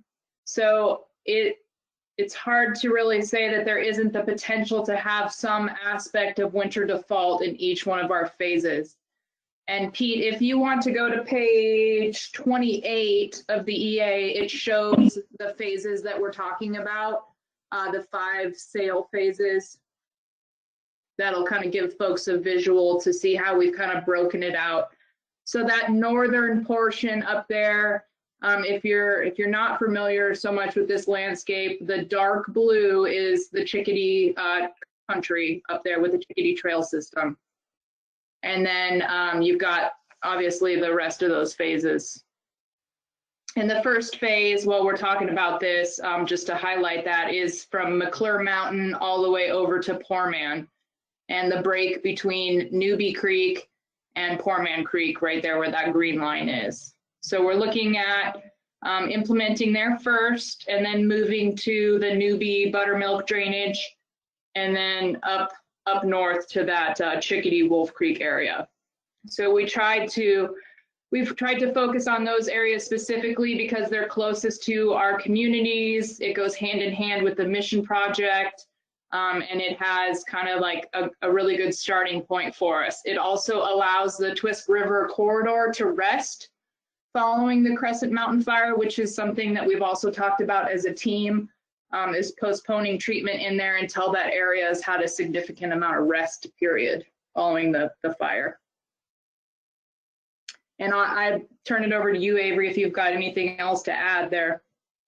Hey, Aaron, this is Pete. Thanks for explaining that a little bit. Can you just explain, or just what would be sort of the estimated timeline of each one of those phases? Are those 2 years, 1 year, 3 years, half a year? Like, just obviously ballpark guessing or estimating. Want me to take this one, Aaron? Yeah, definitely, Matt. This is your wheelhouse.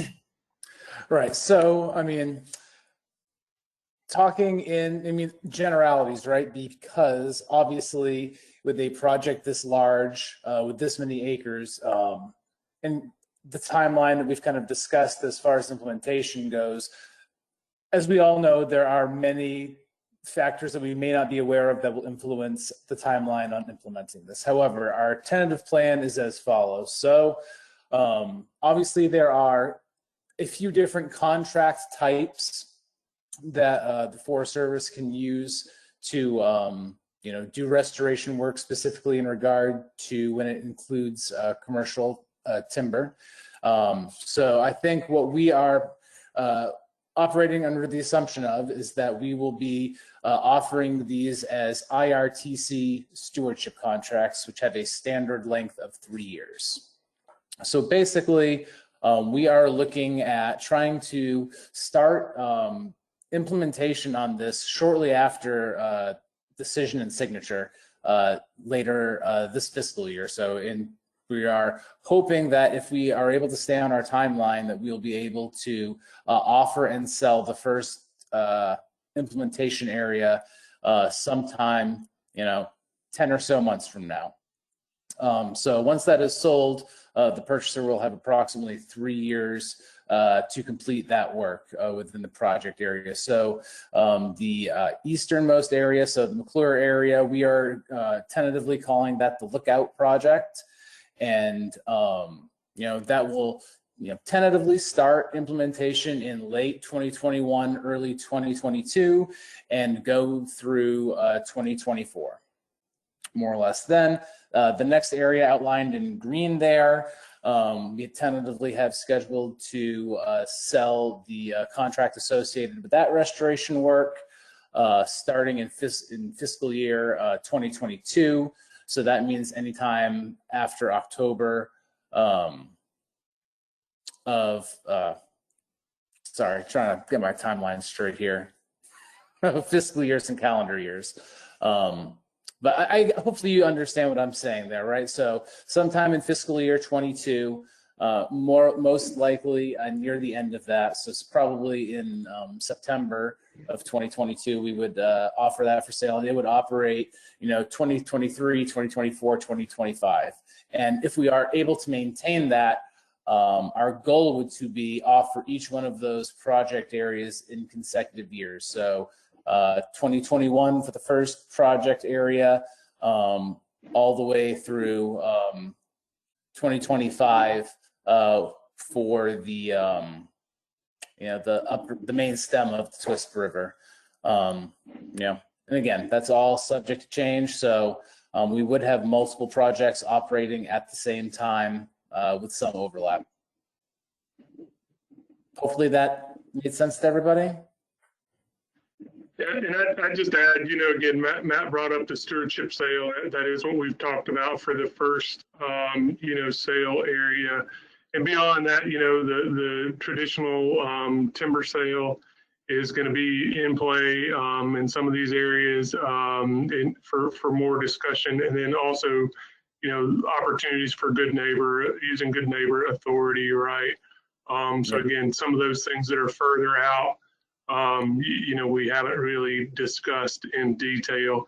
The stewardship is going to be a particularly important tool, though, because, we have some really important, restoration priorities to get done within the project area that it can fund that way. So that's sort of why some of the preference lies there. Hey, Yep. Chris, And then as far as, go ahead. Oh, this is Pete. Thanks. I just wanted a quick question on the stewardship contract piece of things.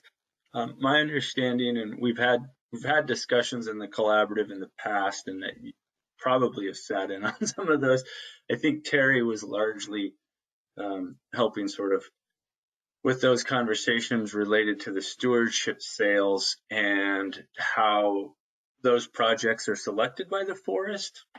And my question that has been brought up in the past and is just, is there space for the collaborative to work with the forest, with the district and or the forest on helping sort of prioritize stewardship pieces or elements in this project area?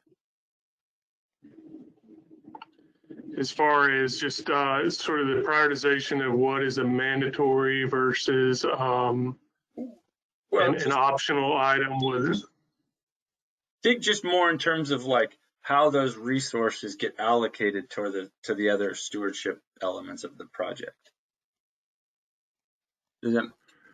I think there's always room for that conversation, right? We're definitely going to have to take into account what are some of the sort of mandatory things in first, and then what are some of the places where we have decision space. And so we certainly want to be transparent and talking with you and about what we're thinking. So yeah, I mean, there's absolutely opportunity to have conversations on that. Great, thanks.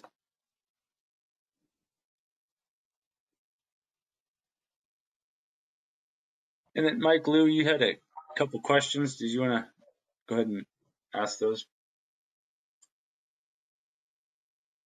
I thought people could just read it, but I know there was some concern regarding winter rec use, and just with the amendment, I understand the need to plow if there's going to be harvest up there. But I'm wondering if there could also be an allowance to not haul on both roads at the same time, which, with snow and everything else, you could still operate a snowmobile on a plowed road as long as there isn't active haul going on.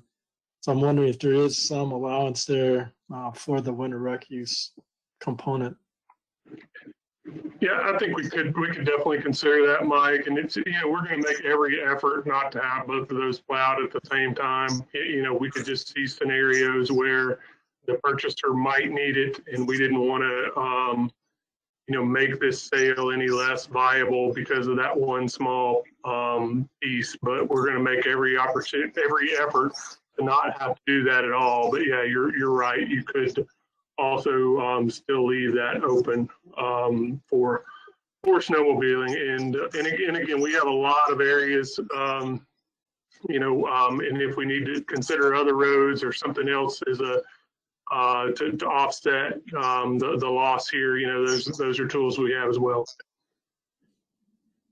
And I guess I would just add on to that, Chris, that, specifically in the area that we're talking about plowing both sides of the river on, that is, within the LSR, right? So that the treatments that we are proposing there will have a lower residual volume per acre just due to the fact of the requirements of doing treatments in LSR, right? So that already challenges us in the economic viability of this that final sale up the Twisp River. So I think the reason we are pursuing this the way we are is that we need to do our best to present as many options as possible. And I would echo what Chris says, that I think it would be preferable to everyone if we only had to plow one side of the river and allow recreation to continue. However, a short-term loss of winter recreation for one season, I believe outweighs the cost of that, right? Doing the treatment efficiently.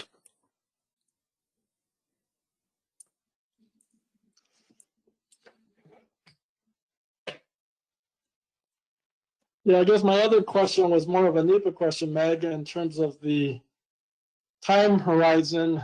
The document talks of 10 to 20 years.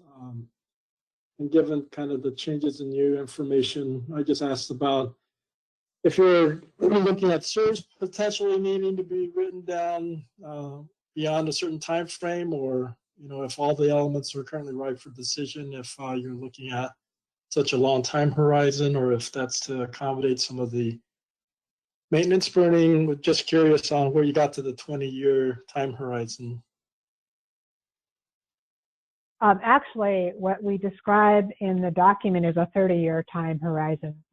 And that's, I think, on first mentioned on page 29 in the overview of proposed activities. So obviously some of these actions will need to occur over a long length of time. Some would happen more immediately, and others would happen based on the need for, or as funding became available, as the need for maintenance of burning came up. What we've got in our design features to address that, because I think what you're getting at with a SIR is the need to recognize the potential for change conditions or new information coming to light, which is what we use a SIR for, is to address those things.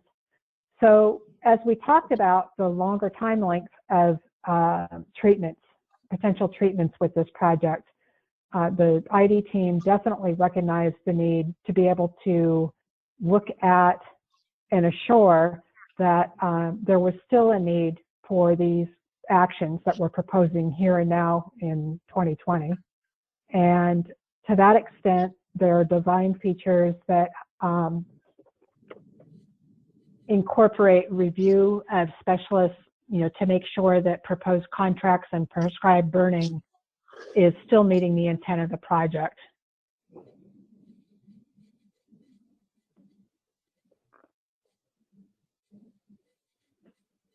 Does that help address your question? Yeah, thanks for clarifying the 30-year instead of 20-year time horizon. Yeah, I'll have to think about that. Thanks.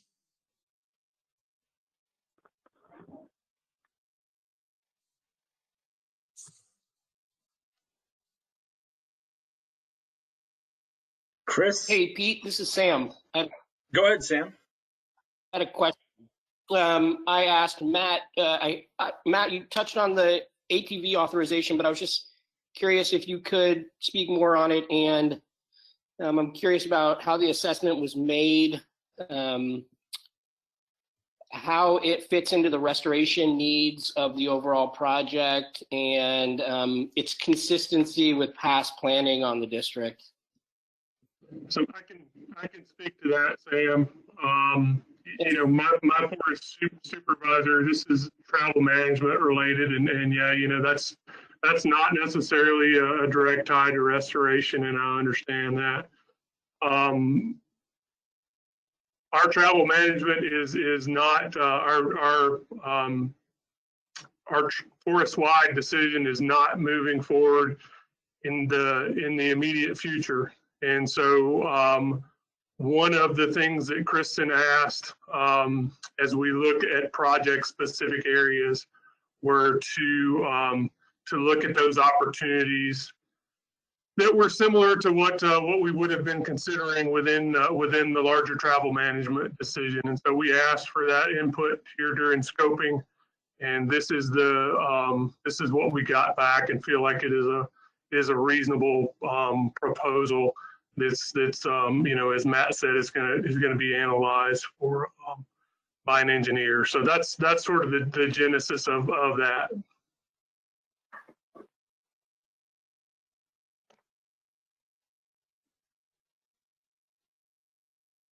Thank you.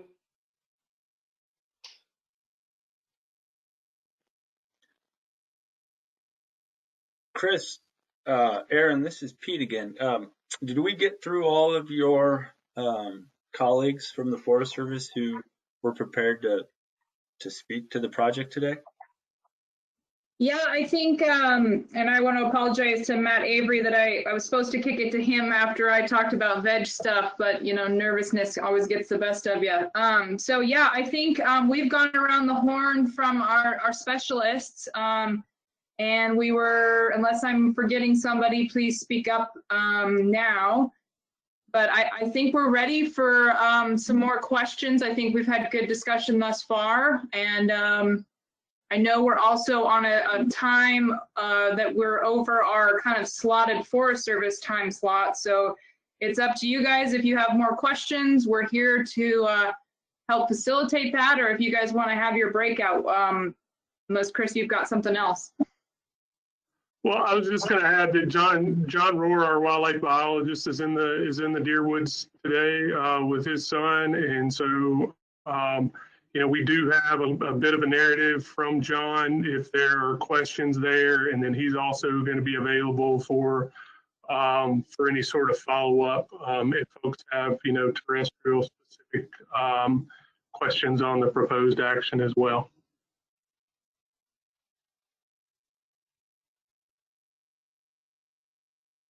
Do folks have many more questions for the Forest Service? I know, Mike, we talked about having a short break, and if there aren't questions for the Forest Service now, perhaps we could take a break. The Forest Service folks could log off if they need to, and then collaborative members and others could come back and sort of talk about the process and our next steps moving forward. What do folks think? Are there other questions, first of all, for the Forest Service?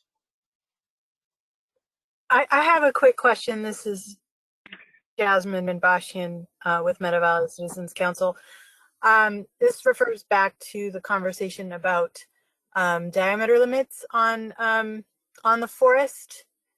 And it was my understanding that there were forest-wide diameter limits as a policy instituted, I think, back when Becky Heath was around. That has been policy on the forest since.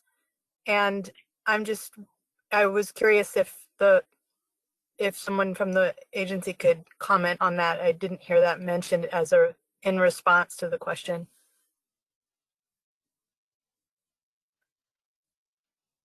Yeah, thanks for bringing that up. You're probably referring to the large and old tree forest, what was classified as policy back then. And there is some guidance on that. Speaking with our forest supervisor, she has asked that we revisit those discussions and not limit ourselves. So you are correct that there was an existing document, but we're choosing as a forest to reassess that. And that's why I kind of put some caveats in the prescription in regards to why we would be proposing to cut trees over 25 inches. Okay. Is there some rationale that's been written out somewhere as to that decision? No. Or is that just like conversation? Yeah, that's direct conversation with her, being completely unfamiliar with the large tree policy letter that Becky did write. It's kind of circled around a group of folks, but hasn't been written as actual forest plan policy. This is Pete. Not to put any district level staff on the spot now, but perhaps that is a question we can ask either Kristen or Darren or somebody from the SO to just talk about a little bit at an upcoming collaborative meeting. Unless, you know. That would be great. Yeah. So I don't know if Darren's still on, but Darren or Chris, maybe. I think Sarah's on too. Will just help me remember that.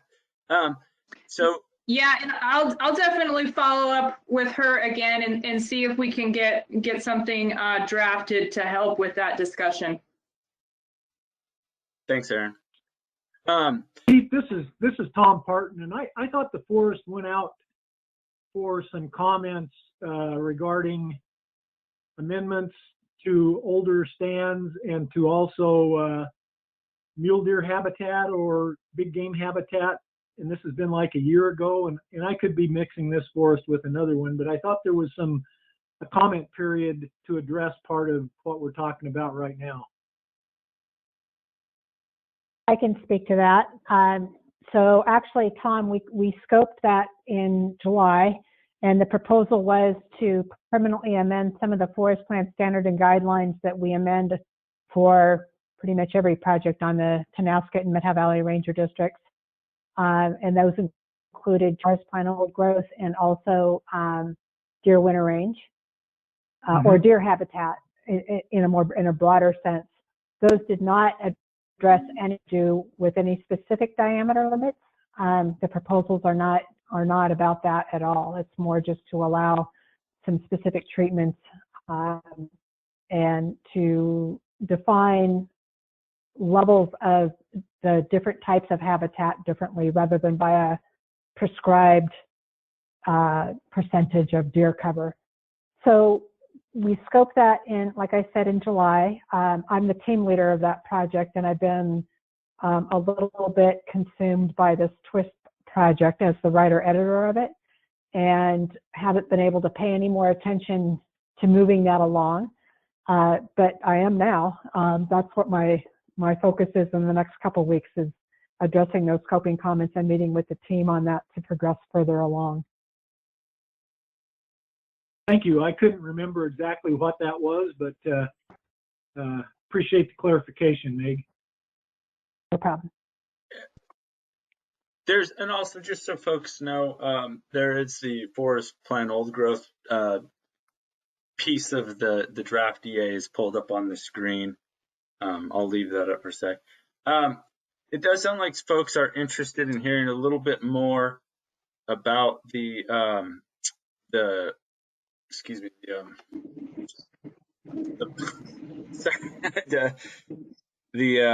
wildlife piece of things, Chris. So maybe what we could do, what I would propose is maybe we take a short break, and then maybe if Chris and Aaron and Meg or whoever else from the forest want to come back for a few minutes after the break, we can wrap up and get you folks off the call if you have other duties. How does that sound to folks? Yeah, I think you should let him go. I think we should wrap up. Sorry, go ahead. I'm sorry. Go ahead, Crystal. I was just thinking we should wrap up any questions maybe now for the forest, just so that they can go, unless folks feel strongly otherwise. Yeah, that's fine by me. And I can read what John's got here in about 2 minutes, if that's valuable. Yeah, go ahead, Chris, and we'll just wrap up, and then we'll take a break and cut you loose. Thanks a lot, guys and gals. Okay. So John says general information regarding wildlife proposed actions in the analysis. Proposed actions for BDA locations. Initial locations were selected based on a beaver habitat model that was run by Pacific Biodiversity Institute for the Methow Beaver Project a few years ago, and by the proposal presented by the Methow Beaver Project team during the project scoping period. These initial locations were field reviewed and paired back to what is now in our proposal.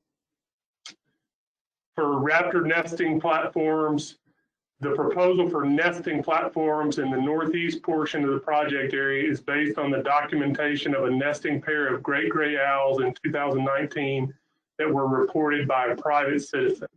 The pair did not use the same area in 2020. We did the nighttime vocal surveys all around the area and were not able to detect them at all. This is unusual. This is not considered to be within the normal distribution of great gray owls. Trying to keep this quiet so every other bird watcher in the state of Washington doesn't come up here next spring looking for them.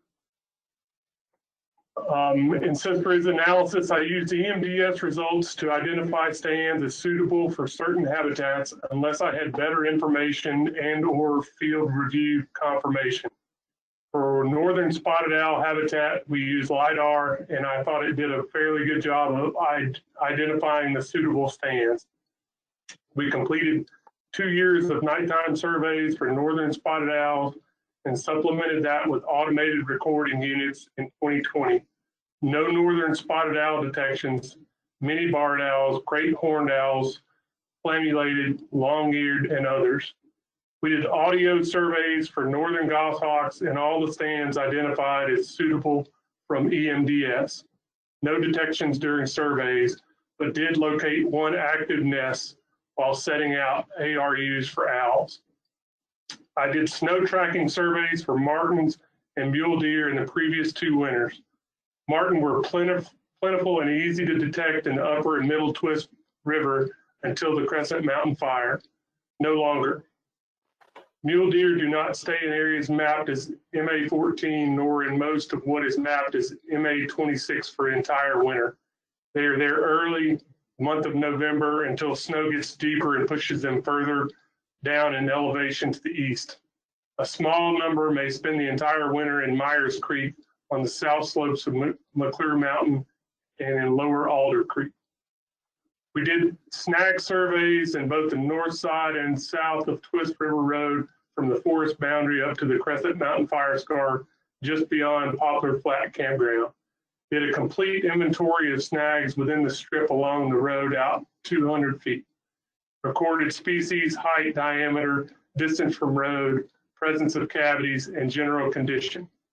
Haven't calculated any numbers yet, but did a quick sample to estimate an average of 6 snags per acre for this strip.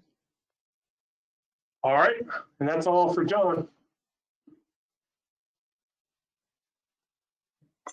Hey, Pete, I want to just wrap up before we take a break and really express some appreciation and gratitude for you Forest Service folks putting together this presentation for all of us. It was really well attended.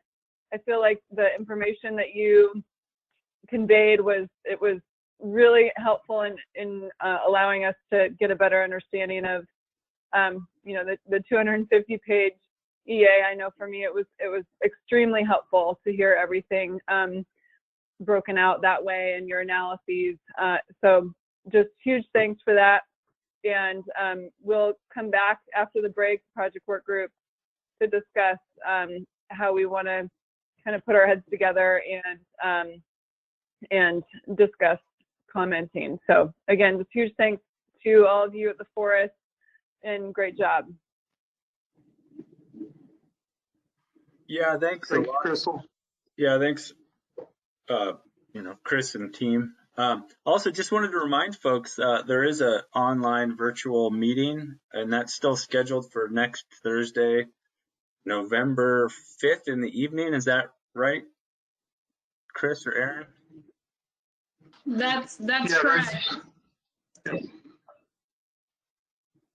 Great. Well, if there's, I'm sure some folks on this call might participate in that, so they may be able to help out in some way or fashion. If you can think of it, just let us know, and we'll connect people and help you out. But yeah, thanks again for your help. How long do folks need? Should we do 10 or 15 minutes and then come back and wrap up? What do you think, Mike's, Crystal, anyone else? Let's do 10 minutes. That sounds good. Okay, so 1:32, we'll come back and wrap up. And we may or may not need the whole time. It really depends on what you all want to discuss. But yeah, thanks again, Aaron, Chris, Meg, everybody on the forest for coming today. It's been really useful and very appreciative. Thank you. Well, thanks again for hosting us. We really appreciate the opportunity to talk to you all, and thanks for the good questions. Yes, thanks for the great discussion. We're looking forward to the feedback.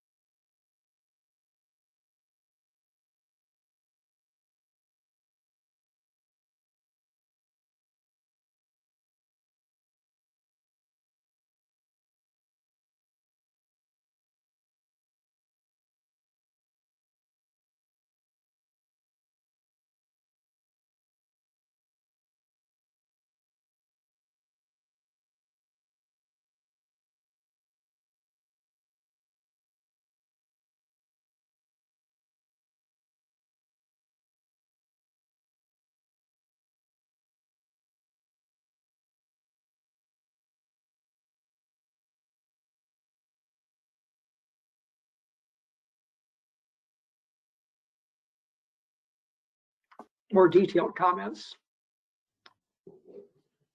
Yeah, so I think, Mike, to build off that, it would make sense maybe that if people can review the EA and suggest what ways maybe the EA could be improved or strengthened, that the collaborative could discuss and highlight in their letter, right? And then have a follow-up call where people did that homework, write down their ideas.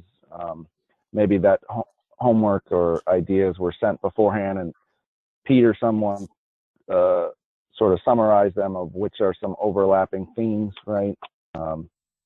You know, I don't know, maybe that's an efficient way to do it, because I agree, it would be nice to have a broad support letter as well as something that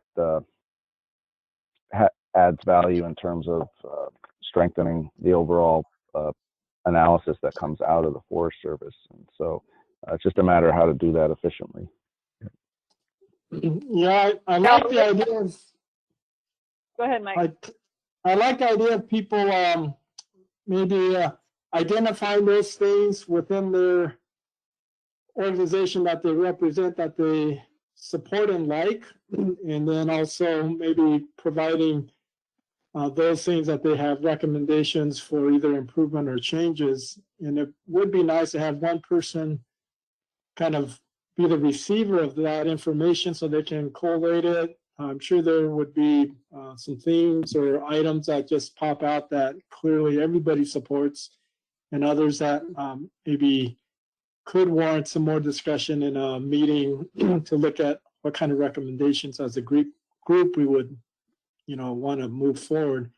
That seems to be something that would be more efficient than a larger group meeting where everybody brings their concerns. If someone had the ability to collate and kind of pull together the themes before we met again. Pete, how much beer do we need to buy you to bribe you to do that for us? Crystal, this is Sarah. It might be actually me you're bribing. Oh, okay. Yeah, I'm going to step in. I've been tracking. Pete's going to be taking some vacation time in November. So that's part of the reason I'm on the call today. I'm happy to help fill Pete's large shoes if he is going to be gone during these key upcoming weeks. I was looking at dates and listening to you all, and I'd love to get a sense. I think you've coalesced around a general idea already. I'm hearing that, one, there's general support from the project work group members on this call, and many of you are already steering committee members as well, for a letter from the collaborative, but that each of you need time to ingest and meet with your respective agencies first before diving in. So is it asking you guys to ingest and touch base with your folks by the quarterly meeting, to at least get a sense from everybody internally and prep for that meeting? There's going to be a Twisp EA discussion update item on the quarterly agenda, which would allow a little more input from remaining members that may not have participated today. And we could then allow participation in the evening meeting the following night. That may bring up other topics or conversations that we haven't thought of yet. And if folks are around on Friday, the 6th of November, I'd be happy to collate information using, any guidance from Pete, past templates you guys have had, and start to develop a common interest areas, and common, content for further discussion and feedback on the 6th. Because that way too, if any of your agencies had really make it or break it concerns about participating at all in a letter, we'd be able to hopefully have identified that by that time. And then that would give folks a week after that to proceed with, development based on the scope and framework we talked about on the 6th, if that's the way folks want to proceed.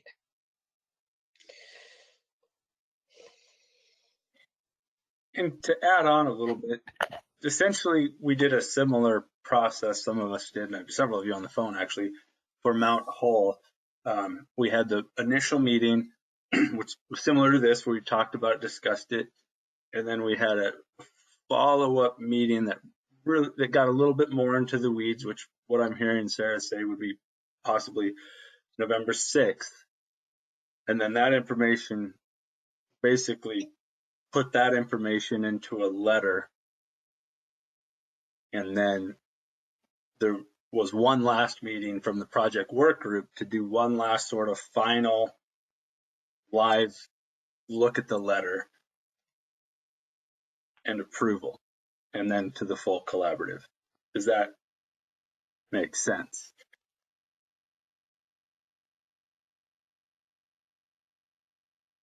It makes sense to me. The 6th seems pretty ambitious still. That's basically a week away, right? Or a week and a half, maybe. Yeah, Mike. Week and a half. And I would say the only thing is just, I mean, it might be ambitious, so maybe it can be pushed. I will apologize. I tried to plan my vacation around having this done, but they pushed the deadline up. Yeah, but just in terms of having time for folks to review it, to me, it seems to have, it is ambitious, but folks will need some time to then look at the letter, approve the letter of that, that process as well. But Sarah, go ahead, chime in. Yeah, the following Monday would be fine too. I'm trying to be respectful of the fact that people do need at least a week, I've learned, to run things up their internal organization flagpoles. So I was trying to look at, a week and a half out on that, but it could be closer to 2 weeks.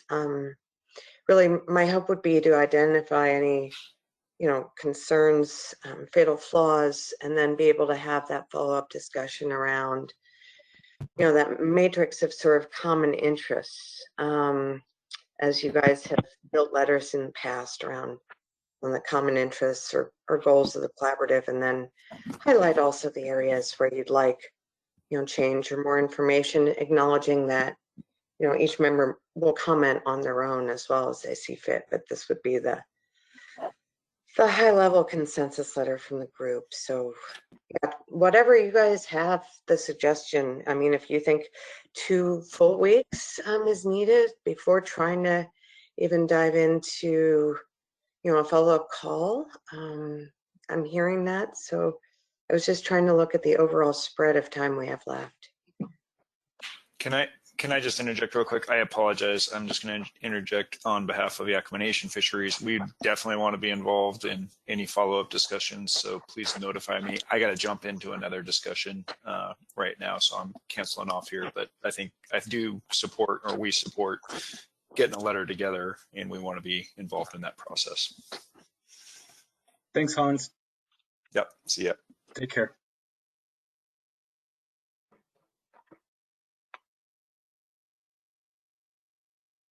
Sam or Jasmine, can you get something together by the 6th? If I'm the only one that thinks that's ambitious and folks feel that the 6th works, I'm fine with that. Yeah, Mike, this is Sam. Or go ahead, Jasmine.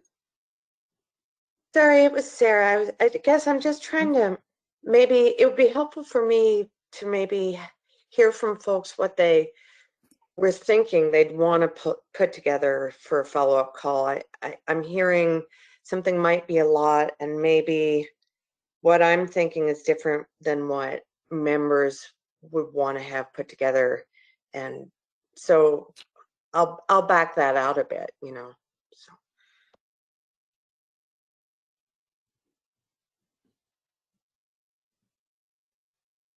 Yep, this is Sam, Manhattan Valley Citizens Council. I'm on board with the proposed time, so I'm going to follow the lead of the rest of the group at this point.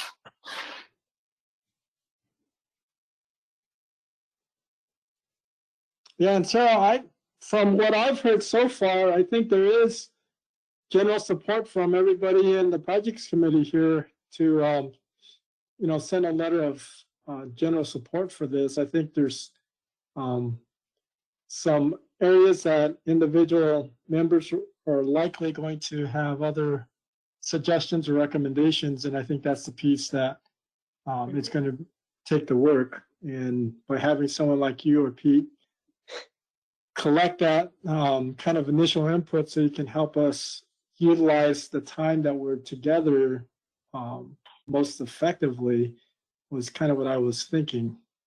Okay. Well, then it sounds like really the date of initial input that you mentioned is the push. And I mean, I only threw that out there because, it was an easy end date. But as far as I'm concerned, receiving something for me Friday afternoon is the same as, noon on Monday almost. So, folks I'm hearing maybe wanted to look earlier, into that following week, the 9th or 10th, something like that. I could work with Pete. We could set up a doodle poll, for that early in the week of the 9th, if maybe that would work better for folks. I'd be happy to do that. That sounds like a good idea, Sarah. Other thoughts on that? Does that meet folks' needs better?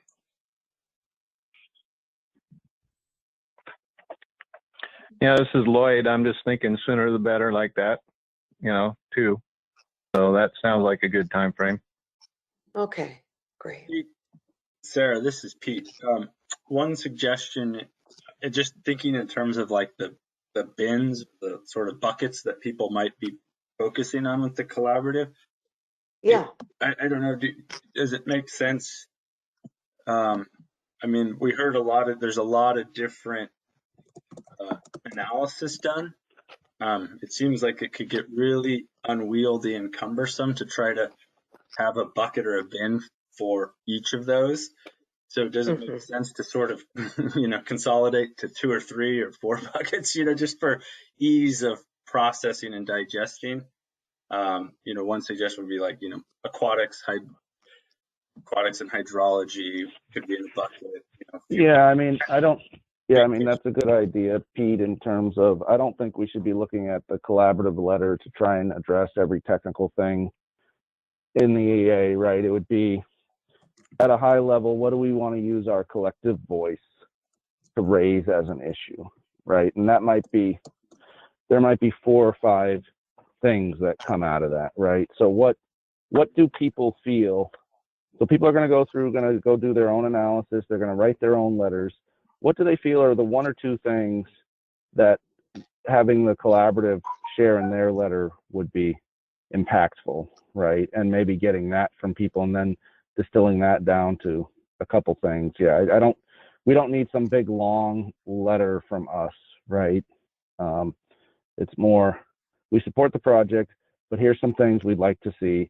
What are those 4 or 5 things total or whatever? We don't need a big laundry list.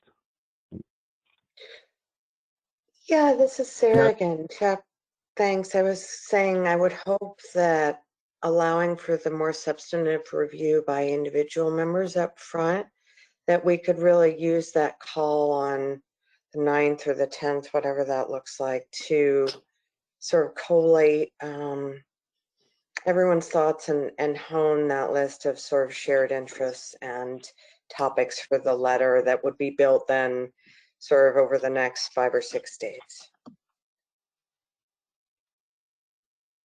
Yeah, Sarah and Chuck, this is Lloyd, and I just stepped off the call here for a little bit, so I don't know what you were saying, but I'm coming back, so I hope I'm not saying anything anybody else has already said. But, I'm thinking that within the text of the letter, what can we offer? And that's kind of what Mike Anderson was saying. We got expertise within our collaborative.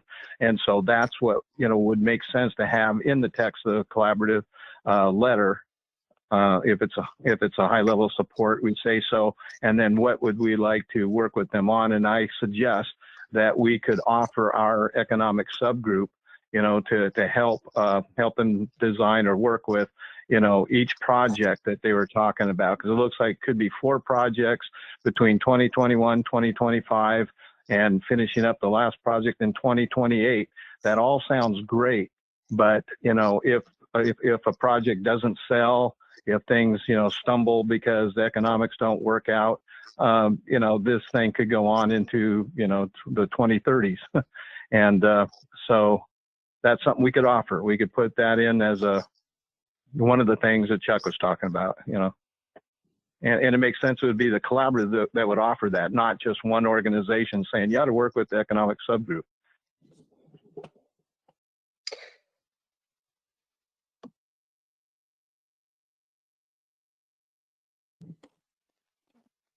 So I would want to have that discussion maybe on, the 9th or whatever date that we get together, if people feel that's a good idea or not. That sounds good to me, Lloyd. Say, did we submit a scoping letter?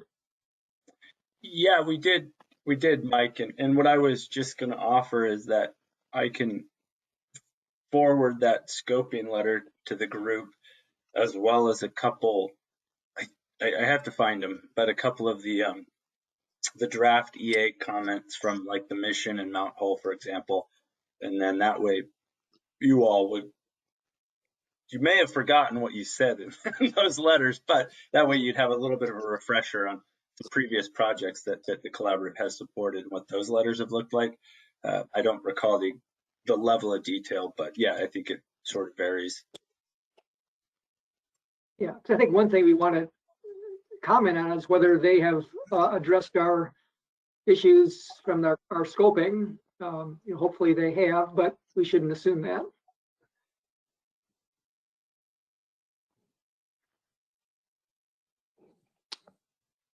So Pete, it sounds like you're going to send out the scoping letter that we sent out, as well as some examples from Mount Hall and Mission letters that we had sent in during the draft EA portion, so we can see what we've done in the past. And then it sounds like Sarah's going to send out a doodle poll for maybe anywhere from Friday the 6th through Tuesday the 10th to see what date works best for the projects committee to meet again to discuss. And by that date, it sounds like maybe each group could send to maybe Pete and Sarah some initial thoughts. Is that kind of where we're starting to move towards? Yeah, Mike, this is Sarah. I've been taking some notes. This is great. Next steps. I'm gonna doodle for a project work group call on Monday or Tuesday, the 9th or the 10th. Folks felt the 6th was sort of a little soon. And the 11th is a holiday for some folks, so, keep that in mind, but ideally we'll get that call set up. It might be as early as the morning of the 12th, but I'll work to get it the 9th or the 10th. Folks will bring their shared sort of, hopefully you'll email your items to me ahead of the meeting, but be prepared to walk through them during the meeting so we can group and bin the highest priorities or shared or collective voice issues that you want to express in the letter. Then I'll work with you guys to develop a letter, draft something with you from the 12th through the 16th or possibly even the 17th. And then I'll send that out to the full collaborative for their approval on the 17th or 18th in time for submission by the scoping comment deadline. And Mike, perhaps for efficiency, unless you want, I was going to say maybe Sarah will just include the documents in her doodle poll survey just to reduce the amount of email. But if folks want them separate, we certainly can do that. It doesn't matter to me. No, that's great. Okay. Well, Yeah, and I'm just here to help the process. You and Pete are the ones that have been through this before. So yeah, I appreciate having all the work and examples of letters like this already that you've developed to work from. Well, good. Crystal, any thoughts? Oh.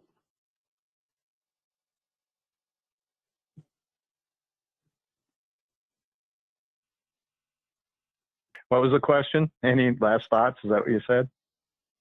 Well, I was wondering if Crystal, as our coach, had any thoughts, but I think Mike Anderson had something he wanted to say. Go ahead, Michael. No, I'm good. Oh. I'm good. All sounds good. Mm-hmm. Okay. Well, great. It does sound like we have a good process laid out. Yeah, thanks everybody, and I really appreciate Sarah helping out with this this effort. Sounds like we have a process laid forth, and you all have we all have a bit of homework to do. So thanks for a great meeting, and I appreciate your time and attention today. It's I think really gratifying to see this project moving along. And I found meeting summaries from January 2017 when we went up, Mike, when you were the ranger. So yeah, I found those meeting summaries today too. So well, I was going to say it's good to have Mike driving a project there still. So good job, Mike. Yeah, for sure. For sure. Never retire. That's right. Well, I'll let Mike or Crystal sign off, but I appreciate everybody. And as always, feel free to respond to both Sarah and I, just to keep us both in the loop. But yeah, thanks everybody. And Mike or Crystal, you have any last words of wisdom? Yeah, just huge thanks to folks for making the time today and sticking with us. And Pete, thank you so much. And Sarah, you too, for keeping us all on track and keeping everything moving. Yep.